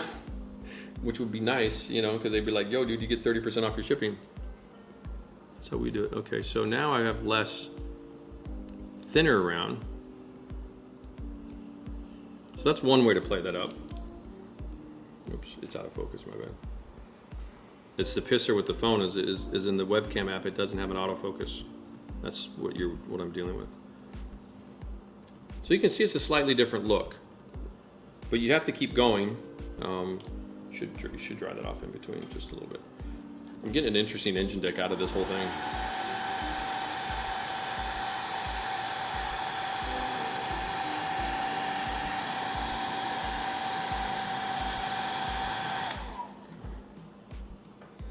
So when you go, the problem, so what's happening here, if you guys cannot see that, one of the things that I'm struggling with a little bit in terms of trying to make this work for me, this is kind of a pre-thin chemical conversation here. Because the opacity is so low, it's, whoops, what is in that? Well, that's just wet, okay. I thought I put a gray down for a second.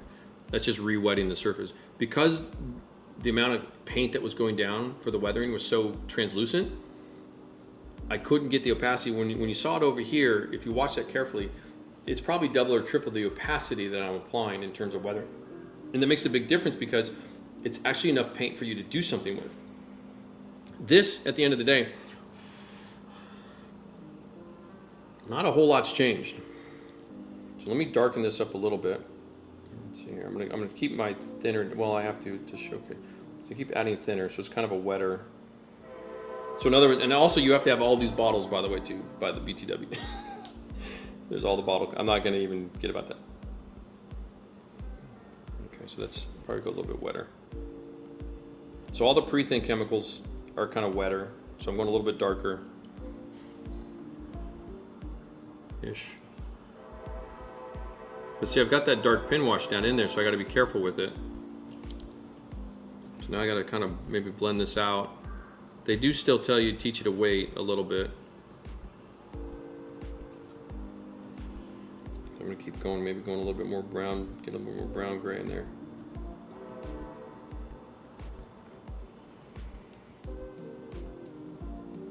I'm not going quite into the crevice there. I'm trying to get up and around. I'm still going light to dark though. It's hard for me to break that habit. It's just easier to manipulate.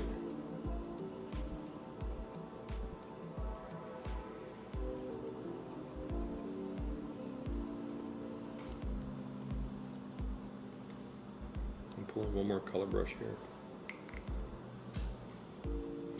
What's happening though, that I'm not liking, and this is nuanced stuff. This is stuff you're gonna be like, wait, I don't quite get it, but I don't expect everybody to.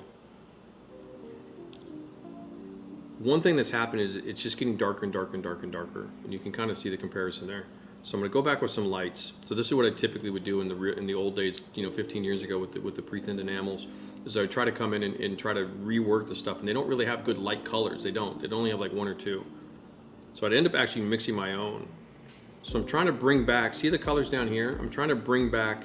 Because what's happening is this is all getting darker and darker and darker and darker and darker. The more I work this with the way that process is, the darker it gets. And it kicks it out of that conversation. When you go back to the Brummbär part of the video earlier, what I talk about, I work to my end game. I want the final steps to be that where I want it to be. If I keep pushing this with this process and those colors that they give you, it's just going to get darker and darker and darker and darker and darker. That's why all the models out there, when you see them, they have these really dark, rich panel, and it is a cool look, but it just doesn't have kind of the mechanical vibe of the human interaction of a machine operated by people in a combat scenario, a long-term scenario with civilian, et cetera, et cetera, et cetera. And then what's going on with Mother Nature, like you're not capturing what's actually happening. You're trying to make a preset recipe, for tacos, kind of thing into a hamburger. I don't know what that made. That was bad. That was a reach. I was reaching on that one. And I did that for 10 years, and I did some good stuff with that for 10 years. I mean, the Hetzer and parts of the first part of the Tiger 1 were done that way a little bit. And even the Tiger 2 and KINGART 4, I was reviewing that with one of my coaching guys, and I popped open the Tiger 2 and SM04, and it's all dark pin washes out of the gate. And I look at that model, and it looks like all of this. It's not bad. It's just you cap out. I hit the salary cap. I can't do anything more with my team as a coach. I'm out. That's why we're mid-tier level. We're gonna get kicked out of the Premier League. That whole thing. I don't even think we're in it. We've been so out of that for a while. But this is, see how hard this is to use. I can't control by using that kind of. I try to mimic kind of the enamel wash colorway. I do want tacos too, brother. Sunday, is it open today? No, it's not open today. There's a taco shop down the street there. It's not open today.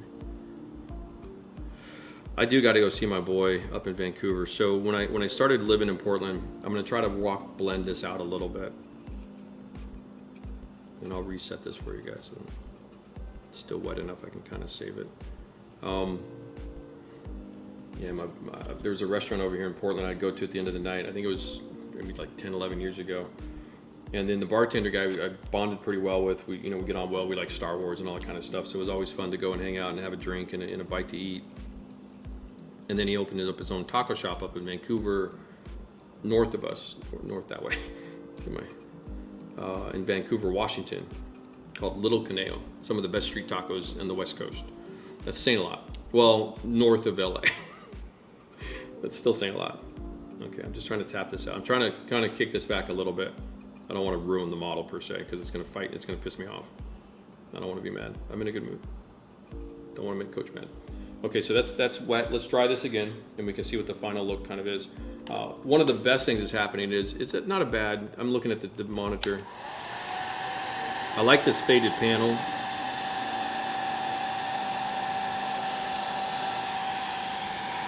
You can see it calms way down with the drying. But I don't quite have, so I probably wiped some of it away. I don't quite have some of the grittiness of that first 5 minutes of when I did. And you can go back and watch that. You can see what I mean, how fast that was to do that situation. That's kind of what I meant by that. It's really efficient. It's not that you can't do it that way, and you can get there. It takes a while to get there. It is a cooking show. I've been watching a lot of cooking shows too. I don't know what it's springtime. I want to grill. I'm going to be moving. I can actually grill. I can actually buy a little. I'm going to buy a little Weber. Get myself a little thing. But here it's this. It's all right. It's all right, man. It's okay. It's not bad. I'm not throwing it on the bus, but I'm not going to throw down some jewelry on your contest table. But this is far more interesting. And as the author of that, I know when I did this, that was me hustling in probably 2 or 3 minutes, whatever video time that was. And so you can get really far really fast and tell a good story really quickly if your roadmap is built in from the start, which is looping it all back to the beginning of the conversation of your references, your primer color, your paint color, your kind of chipping, distempered decals, whatever markings, get all that done.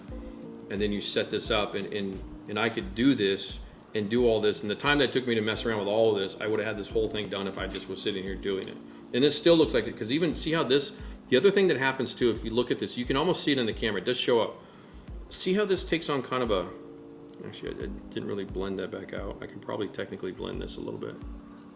It takes on kind of a sheen, and especially with the pre-thinned enamels, they do not dry properly. I've always had a problem with that. I've never, if there's another advantage to oils, even if you're just gonna make a switch in product, the oils, the way this works with the palette, the matte drying allows a lot more to happen in terms of you can see it's got kind of a look to it.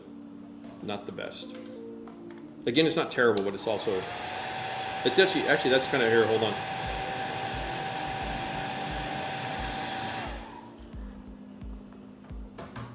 So you have the original plastic, that's the AFE Club grill from the Centurion that I cut up and fit in there. And then you have the painted chipped ones here and here. And then you have the black stained pin washed version, so you can kind of see what they do and what they look like. In here, this is also muy importante is when you go down here. Yeah. But see, that's one of the things I really get a kick out of. Let's do it the other way. Is when you go low eye level and you look across stuff. You can even see here low eye level. See how this section here? You can even see that this section is pulling your eye this way, that way. And you can see that it's kind of not really working as well over here. So again, my finger pointing is terrible. But yeah, I always check it low eye level. Like you can really see that love that happens from this look here when you drop it down to, and when you stand over Churchill, if you're 6 foot tall or above, you'll see right across the top of it. It's a pretty small tank, to be honest with you. It's really skinny too. That's why I could never take the big gun, if you don't know that. That's why the Black Prince, and then they made the Centurion as a competitor, and they went to 841. British tank development is really interesting subject matter too. So yeah, but that's because, so what you see here in just a progression of looks is you got the primer peeking through and the chipping, your kind of distempered paint already done. You watch all that, you come over here, you see the dry brush, you see how that's dark, and you can see the dark edges now, clearer as you kind of study that. That's ready to go, and then we move it up on here, and that's that. And I just repeat this process everywhere, you know, over here, whatever. And you can go section by section, like 1, 2, 3. I kind of break it down like this section, and then, you know, maybe this grouping here with these two bins, and then this whole back. Because as you get towards the rear of an armored vehicle, Sangria Sundays, you know, my girl Liz, she used to do Sangria Sundays at the pizza joint where I used to live a while back, and man, that's the best. But I have to work. We have a lot of work to do. I've been really disciplined with work. In fact, I'm super actually kind of happy with myself. I've been really producing a lot of model building, which is great. I feel good. Yeah, John, I do want to do, not that I want to throw Martin under the bus, but part of me has wanted to maybe do, like, take the KV2, I have the 48th one, and then do half of it Martin's way and half of it my way and see how it goes. Maybe just as shits and giggles, but I think it would piss him off, and I mean, we're friends, and I wouldn't want to do that. I don't think it's right. So I've thought about it, but it really is just kind of this, I'm just going to keep showing you my way.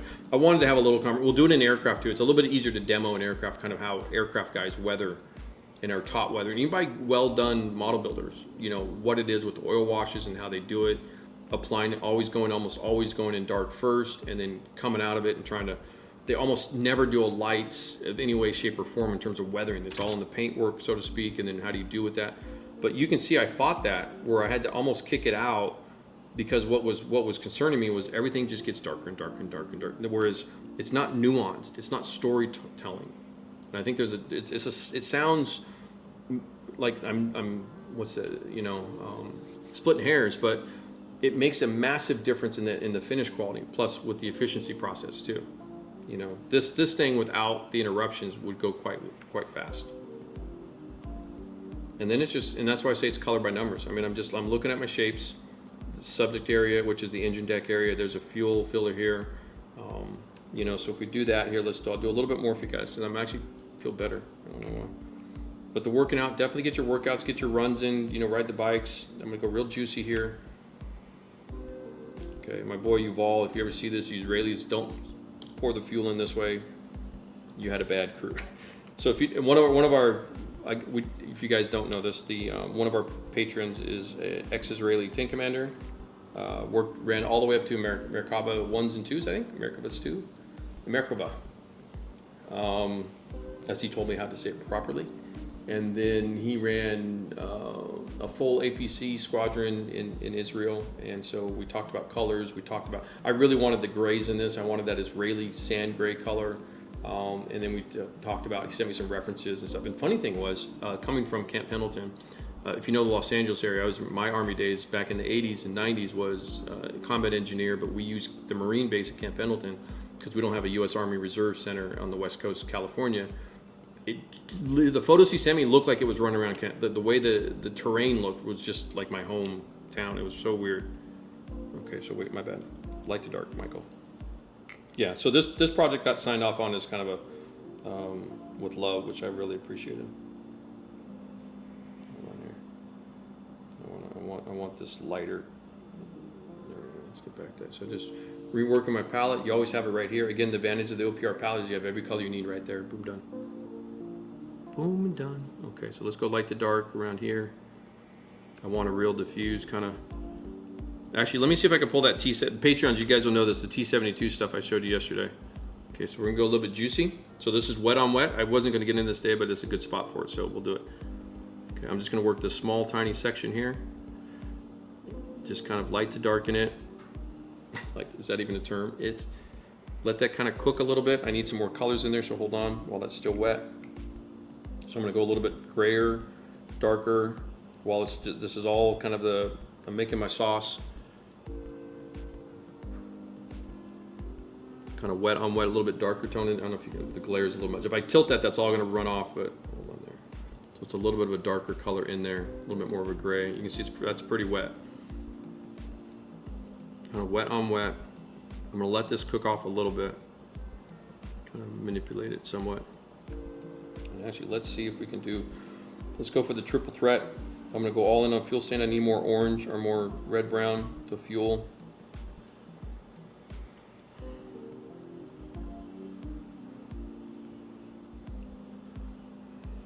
See if we can pull this off on camera and on live.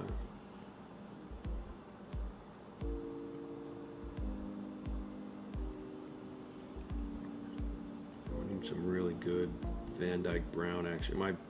This palette is actually a good point to talk about real quick while I'm doing this, because I need some air dry time, is on the palette of OPR when you do this.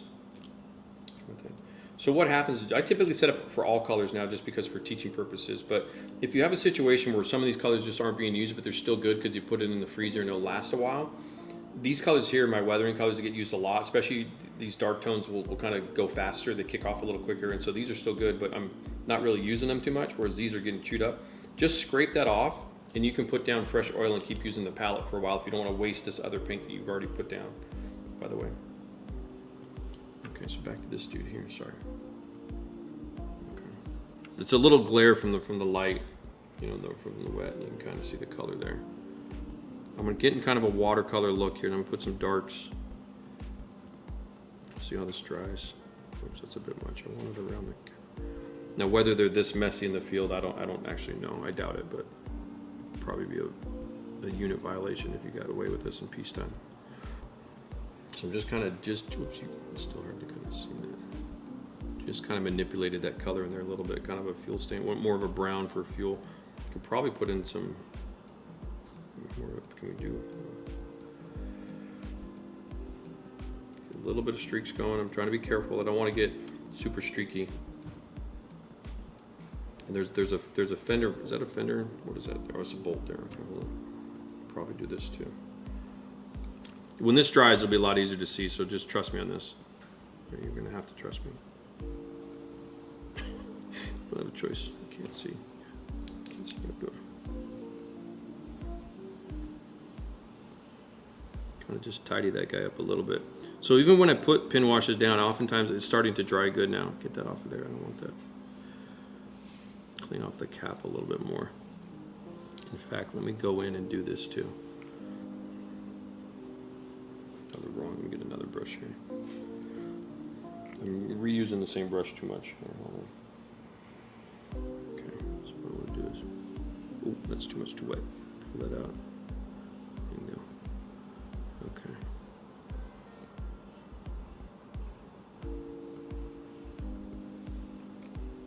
Get a little bit sharper, crisper. I need a really. It's always good to have one really crispy blender.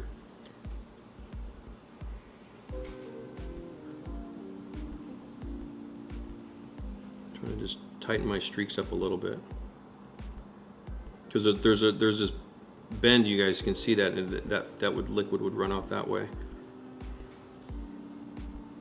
Okay, try not to disturb it too much. I just want to make sure I get a decent. I'll rework the sides a little bit too. I just want to make sure I get a decent flow for now. I'll do this later. Okay. Okay, so you're gonna kind of let that kick off a little bit.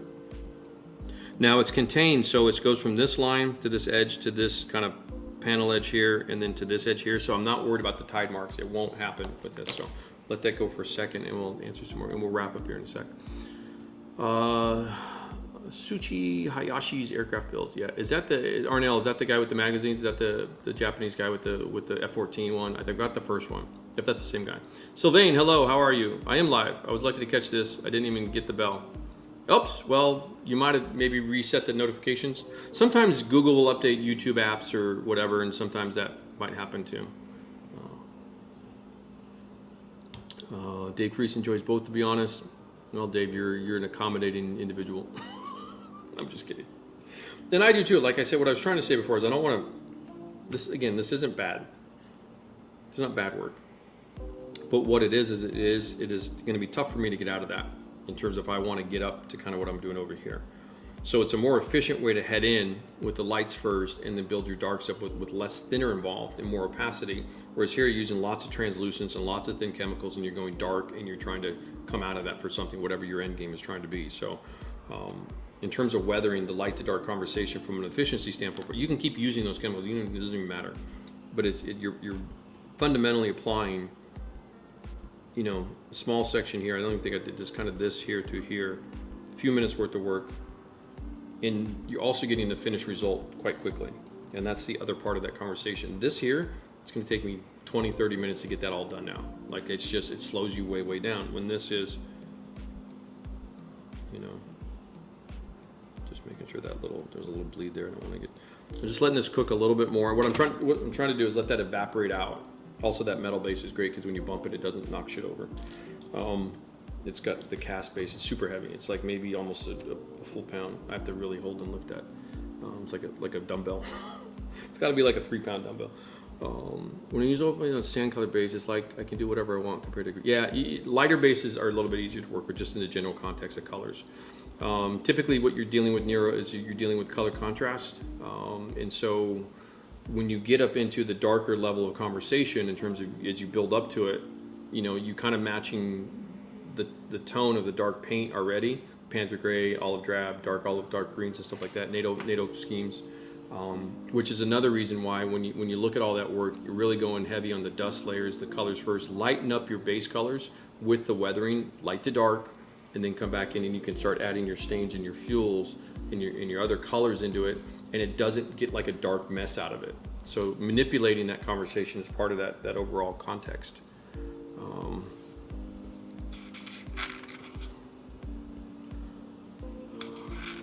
Well, I think to talk about, I mean, if he's listening, I don't know if Martin does. I mean, he's professional and he's doing this on a limited time schedule, and he has production schedules to meet on his own end for scheduling and all the things that he does because this is his sole source of everything. Whereas I have production schedules for books and other stuff like that, so I approach it very differently. If I was only doing digital content, just making a project in a video and putting it up there the same way he does, and if you're going for speed, if you don't have a lot of time, in other words, like you want to bang out this stuff like Maschinen Krieger World War I die in a week, you have to cut corners almost everywhere. Not that this isn't fast, but I'm gonna want to noodle the shit out of it, right? Because that's my way to do things. But I need an efficient way to noodle it to death quickly. So I think I could probably approach it speed overall in terms of like 3 days to do something if I force myself and have nothing else to do.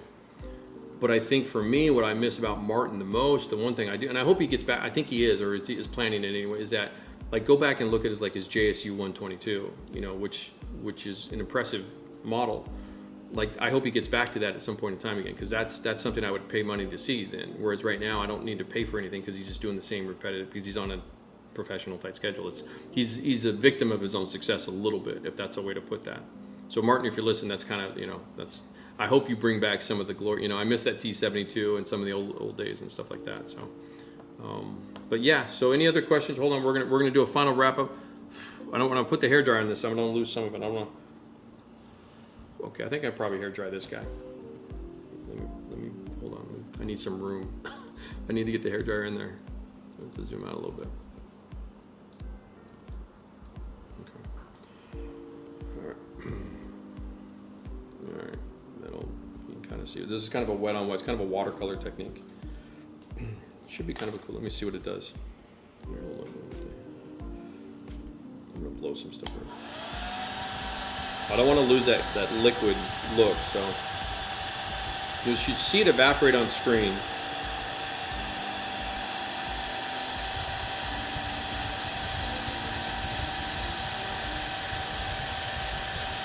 You have to get this to the point where it doesn't push the liquid around. That's why I had to let it kind of kick off a little bit. So I'm walking the hairdryer in a little bit closer.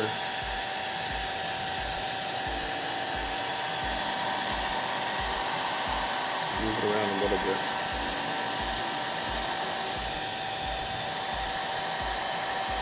I did this on the T72 fender. I'll bring it back. It's right here. I'll bring it back over to the showcase.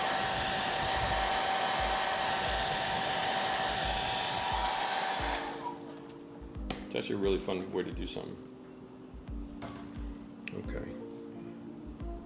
So then what I do is, it's not 100% perfect, but we'll zoom back in. Again, a little bit of a light glare, but that's okay. That's as 200% as close as I can go. Okay. I'm just gonna kind of, oops, that's too wet. Don't add any more thinner on that.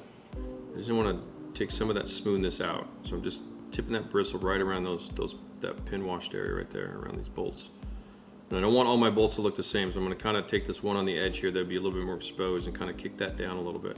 So now I've added a little bit of kind of variety between the three. In other words, they're not super even. You guys can see that. It's a little slightly out of focus. Try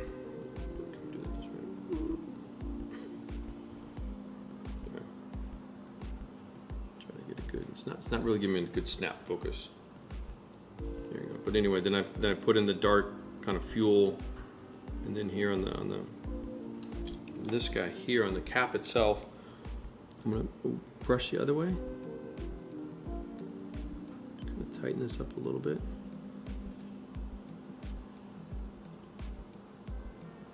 I can add a little bit. This is still workable. I don't want to lose kind of that. I don't know what you call that. It looks like a wash basin effect in there, and then kind of I need to tune this up a little bit. Actually, here, this is probably a better one. That transition to that kind of gray dirt and the light dirt, just blend that with the bristle. Don't brush it around, it's critical on a flat surface. Just kind of tap that through if there's any kind of awkward little.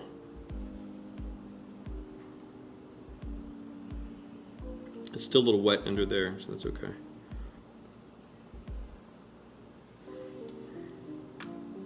So that gives you a pretty cool,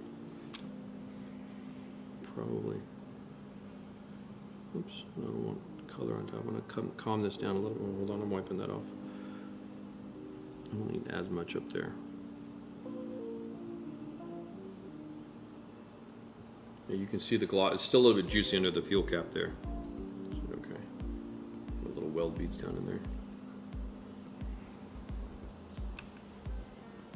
So I'm going to drop this one of these days. I'm going to drop one of these. So it's this, to get this look right here is exactly what you just saw with this look right here. Same kind of wet on wet conversation a little bit. Yeah. That's probably a good stopping point. Any final questions? Hello, Marius, how are you? Marius, I'm not sure how to say that. Yeah, I think it would be nice to see a half and a half tank like that. I don't think they would mind. No, he's pretty cool. Two different approaches to modeling, I think. Yeah. I just don't have any of the enamel stuff. I was thinking about that's also part of the other one too, is I don't have any of that product. I can't showcase. It's hard to showcase it when you don't have it and you're trying to use a different system to kind of replicate it, like what I was trying to do with the oils. You know, guys making their own oil washes and stuff. But it's really more the conversation about starting in with the dark stuff. That's why you don't see me doing the heavy pre-shade with the blacks, to prioritize my shadows, because I know with OPR, you know, you saw proof of concept of I don't need to prioritize my shadows in there. You know, this actually looks, you know, similar to kind of all that airbrushing work underneath. I could do it quicker and easier with the oils on top. Brian, I appreciate you. Soon, I talked about it in Patreon with that. You saw that email. There'll be some small scale armor coming up first, and then we'll get into 40K. It's probably pushing later this year again. I mean, I keep pushing it back, but I'm behind my schedule anyway. We will though. We'll get there, Brian. Don't worry about it. I promise. I can't avoid it. I don't have much choice. So yeah, that's not too bad. Yeah, it's pretty cool. If you could, and again, the camera's slightly blurring it. You can't see how, like, there's like these little rivers of kind of, yeah, there's like these little, it's like cracked wet dirt in there, which is pretty cool. So wet on wet with the oils is kind of an interesting way, and I put in that dark kind of fuel color there at the end. I could probably go a little bit more red or pink to kind of enforce it, and then I could drag it off the side a little bit more like a Sherman or something. Like, I probably could get away with it. Because that fuel cap doesn't exist on a Churchill. This was all make-believe shit, so I can kind of do whatever I want with it to cheat that. I can probably have a real nice, you know, nice vintage fuel stain coming down here. And again, light to dark, the other bonus of light to dark with weathering in terms of building up to that is the lighter the tones in terms of like a stain, the lighter that tone gives you that age complement right away. And so then you build up to the darker tone as kind of a fresher thing. So you've built in age automatically, because weathering doesn't happen in a day. Any helicopters in the future, Tristan? Well, you're already on the Apache, brother. The answer is yes, absolutely. Few helo projects in the works, in the planning stages. I'm not sure when I'll be able to pop them in, but yeah, we need to have a conversation too, Tristan. So we haven't chatted in a minute. I want to see what you're doing on yours. It's Tacom's Apache, I think, right? You're probably pretty far along now, I imagine. Any other questions, my friends? Good stream today. We covered a lot of ground, back to a 3-hour stream. Wasn't trying to. I was trying to keep it to 2. I honestly was. But catching up, it's been a month, so I was trying to do catch up. Plus, I went deep into SM04 for you guys today. So if you missed the first part and you want to see a lot of good stuff on SM04, what's coming, which leads into this conversation, definitely rewind and check it out. Patreon, give it a shot. We're doing just a shit ton of stuff on Patreon. Videos, once a week or so, plus references, plus kind of walking through my past of some old projects. You're welcome, Nog. And then just kind of upping the video quality. Like I said, the T72 is almost double digits in videos now in terms of how many we're doing. And the yellow crane, the die cast crane was 6 or 7 videos and stuff like that. So there's a lot of stuff going on there. And you get early previews and teasers of a lot of the other stuff coming. There's a lot of stuff I haven't said publicly, but the Patreon boys know what's up. So you're welcome, Tris. Yeah, I hope to talk to you soon. Not this week, Tristan. I'm moving later this week, but later in June we can definitely link up again. What else? Did I miss anybody's questions? Anybody last questions? Well, Martin's just funny. I mean, it's just you can't deny the comedic. I'm not funny. Yeah, Martin's funny. I do want tacos though still. I might even go try to find some tacos now. I'll talk to you, Nero, in the future for sure. I think when we get some other shippings over the summertime, Nero, I may be able to reach out and see what the best process is for UPS into Europe coming out of Asia, and we can talk specifics. Any other final questions? Did I miss anybody? Did I miss anything? Any other? Thank you, Bruce. Yeah, we felt like we had a great stream. You're welcome, Stephen. You're up late. Fantastic. Have a good week ahead. Those of you in Europe, in Nog's region, Australia, New Zealand, have a great Monday and start of your week. I still have 3 o'clock here. I still have half my Sunday, so that's good. Probably take the rest of the day off, and then tomorrow I got to really start packing. So, yeah, move will go quick. I'm super efficient. It's in the building, so it's no big deal. I've got 2 guys coming in on Wednesday for 4 hours, and they're gonna wheel the shit down to the elevator. We go down and we wheel it in the other. It should go pretty quickly. What I have to do though is later in the month of June is I get to go clean out the storage unit. That's gonna be the shitty one. I'll probably have to deal with all that later. What else? Did I catch anybody else? Anything else? Did we miss anything else? Anything else we want to chat about? Any other good kits I don't know about? Is there any kind of news? Is there any good news in the scale model world that I need to know about? Is there anything else happening in the world of models? I mean, I see everybody starting to finish up their Katori Spitz. Go Red Bull Max. Yeah, it's season's over. I mean, even I've had a friend chat with my buddy. I mean, I was trying to really prop up Perez. I mean, I think he's driving fantastic. And then, of course, 2 races in a row, he's struggling. And I'm like, oh, that's the season. He's already like 50 points behind now. Yeah. But yeah, he's the winningest driver at Red Bull, past Vettel. Red Bull is on win 99 as a company, as a team. So Montreal is one of my favorite tracks, one of my top 3. Montreal, Spa.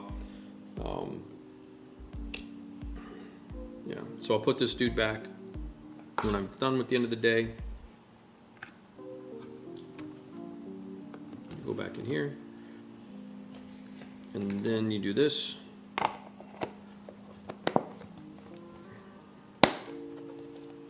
Squeeze that, get a lot of the air out as you can, and then pop that in the freezer. We didn't even get to pigments today. I had them all set and ready to go, but yeah, we didn't quite get to pigments, but we can always do that another time. The little pod unit from Unicorn. I did see that actually. Now, Pat, is that 35th? Did they determine that? I thought that was they didn't get the scale on that release. What you're talking about, Patty Cakes. You're supposed to leave, dude. You can't come back. If you leave a stream, bro, you can't come back. That's the rule. If you bounce, you can't come back. John G228. Yeah, paying someone to move is oh gosh. At my age, dude, I've moved so many times because I rent. The whole rental thing and all that crap. It's just, yeah. No, dude, there's no. Get out of here. There's no. Yeah, that's a no.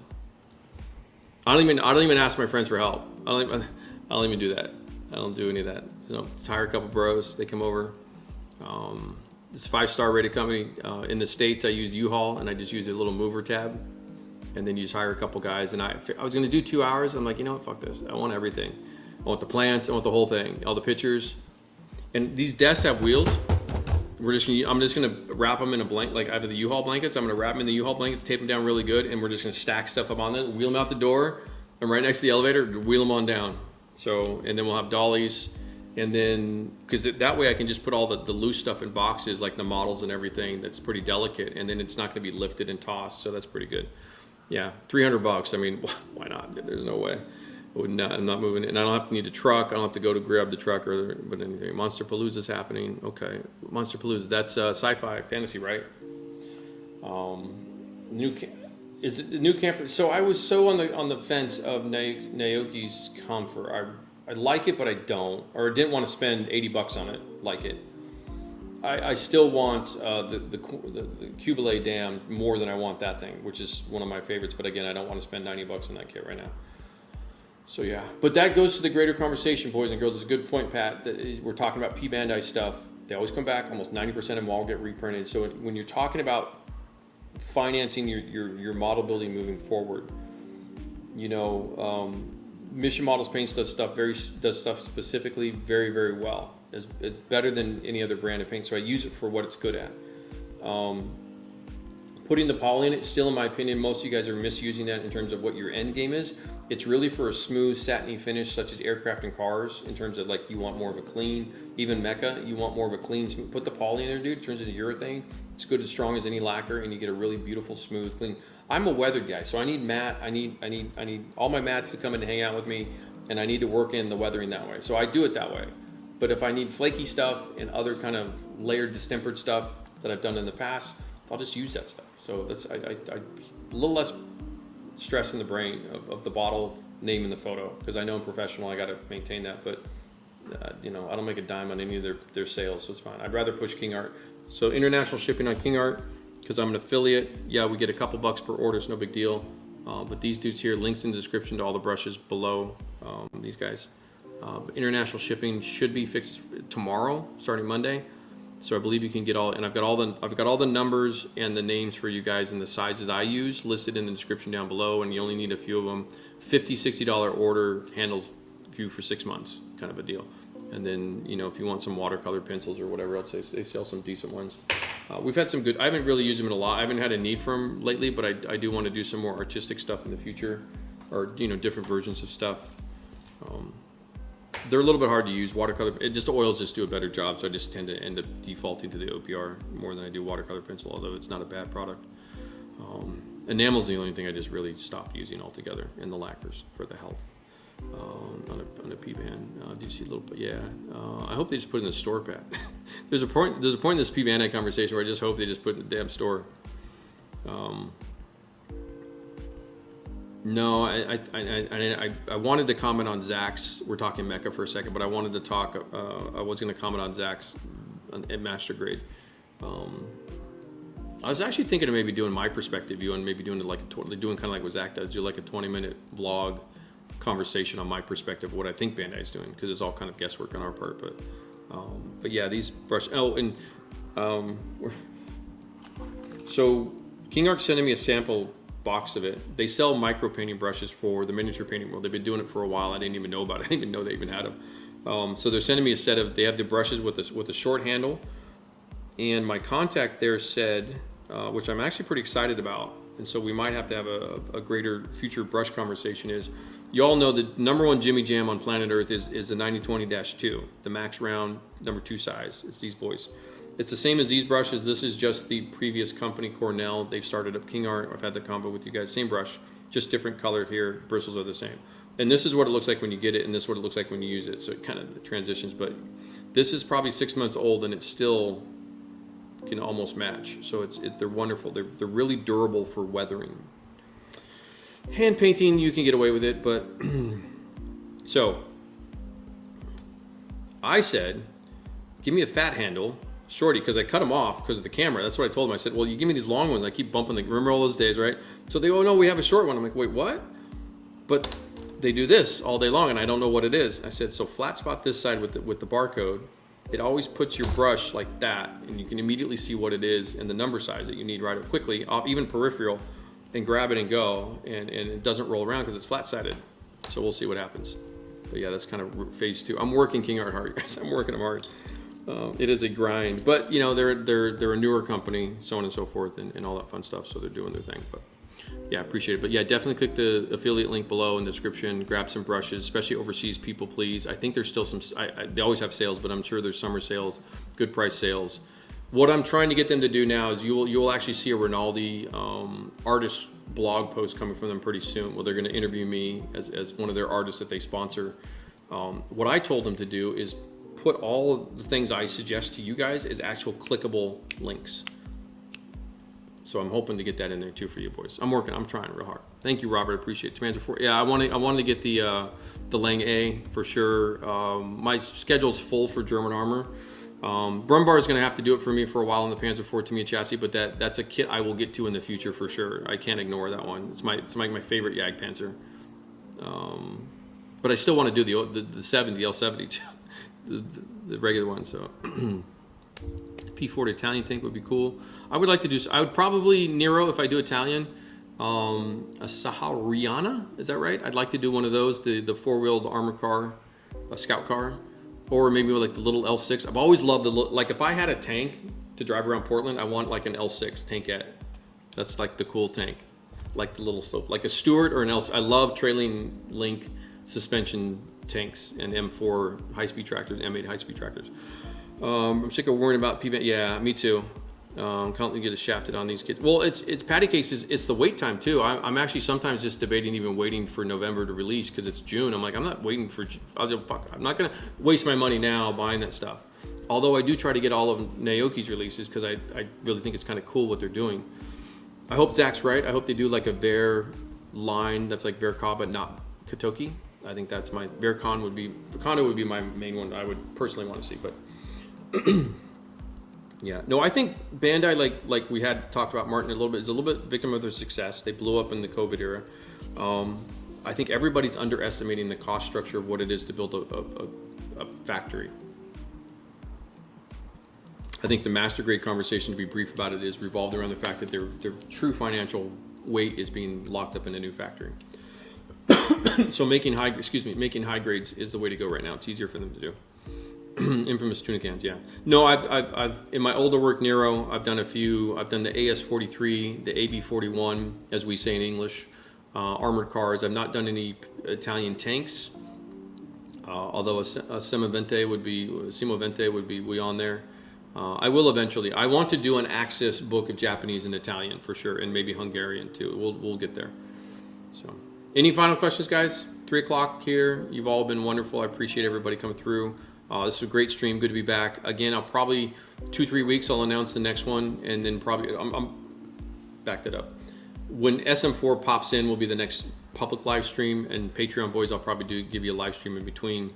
So you know, it all helps. We're doing well. We're almost back to. We've almost got it beaten down. So SM4 technique guides 1 and 2 through the summer, and then I think what I'll do too, because of just how everything is played out, is be interactive with you guys with SM5 and 6 in particular, and they'll be kind of they're the only books that aren't really like ready. The Yoo-Hoo in particular and stuff like that. So because I've put so much effort in delays and in catching up, so SM5 and 6 are kind of the bad stepchild of the family. But we'll have fun with them. I think it'd just be a good time to have some fun with them in terms of let's just enjoy the process, share it a little bit more.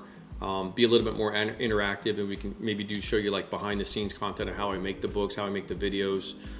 Might even have better cameras by then, so it's probably in our best interest overall, even if I get a camera to hold some of the videos back and then redo them or something like that. A lot of opportunities with SM5 and 6, but what it'll do is it's going to lead into SM7, 8, 9, Tank Art Technique Guide 3, and Tank Art 5 and stuff, and then the aircraft stuff. So a lot of stuff to do, because my schedule will be cleared out. Once this problem is done with the pre-orders, my schedule will be much better. Thank you, boys. Have a good weekend. I guess that's it. I'm out. I will see you later. Take it easy.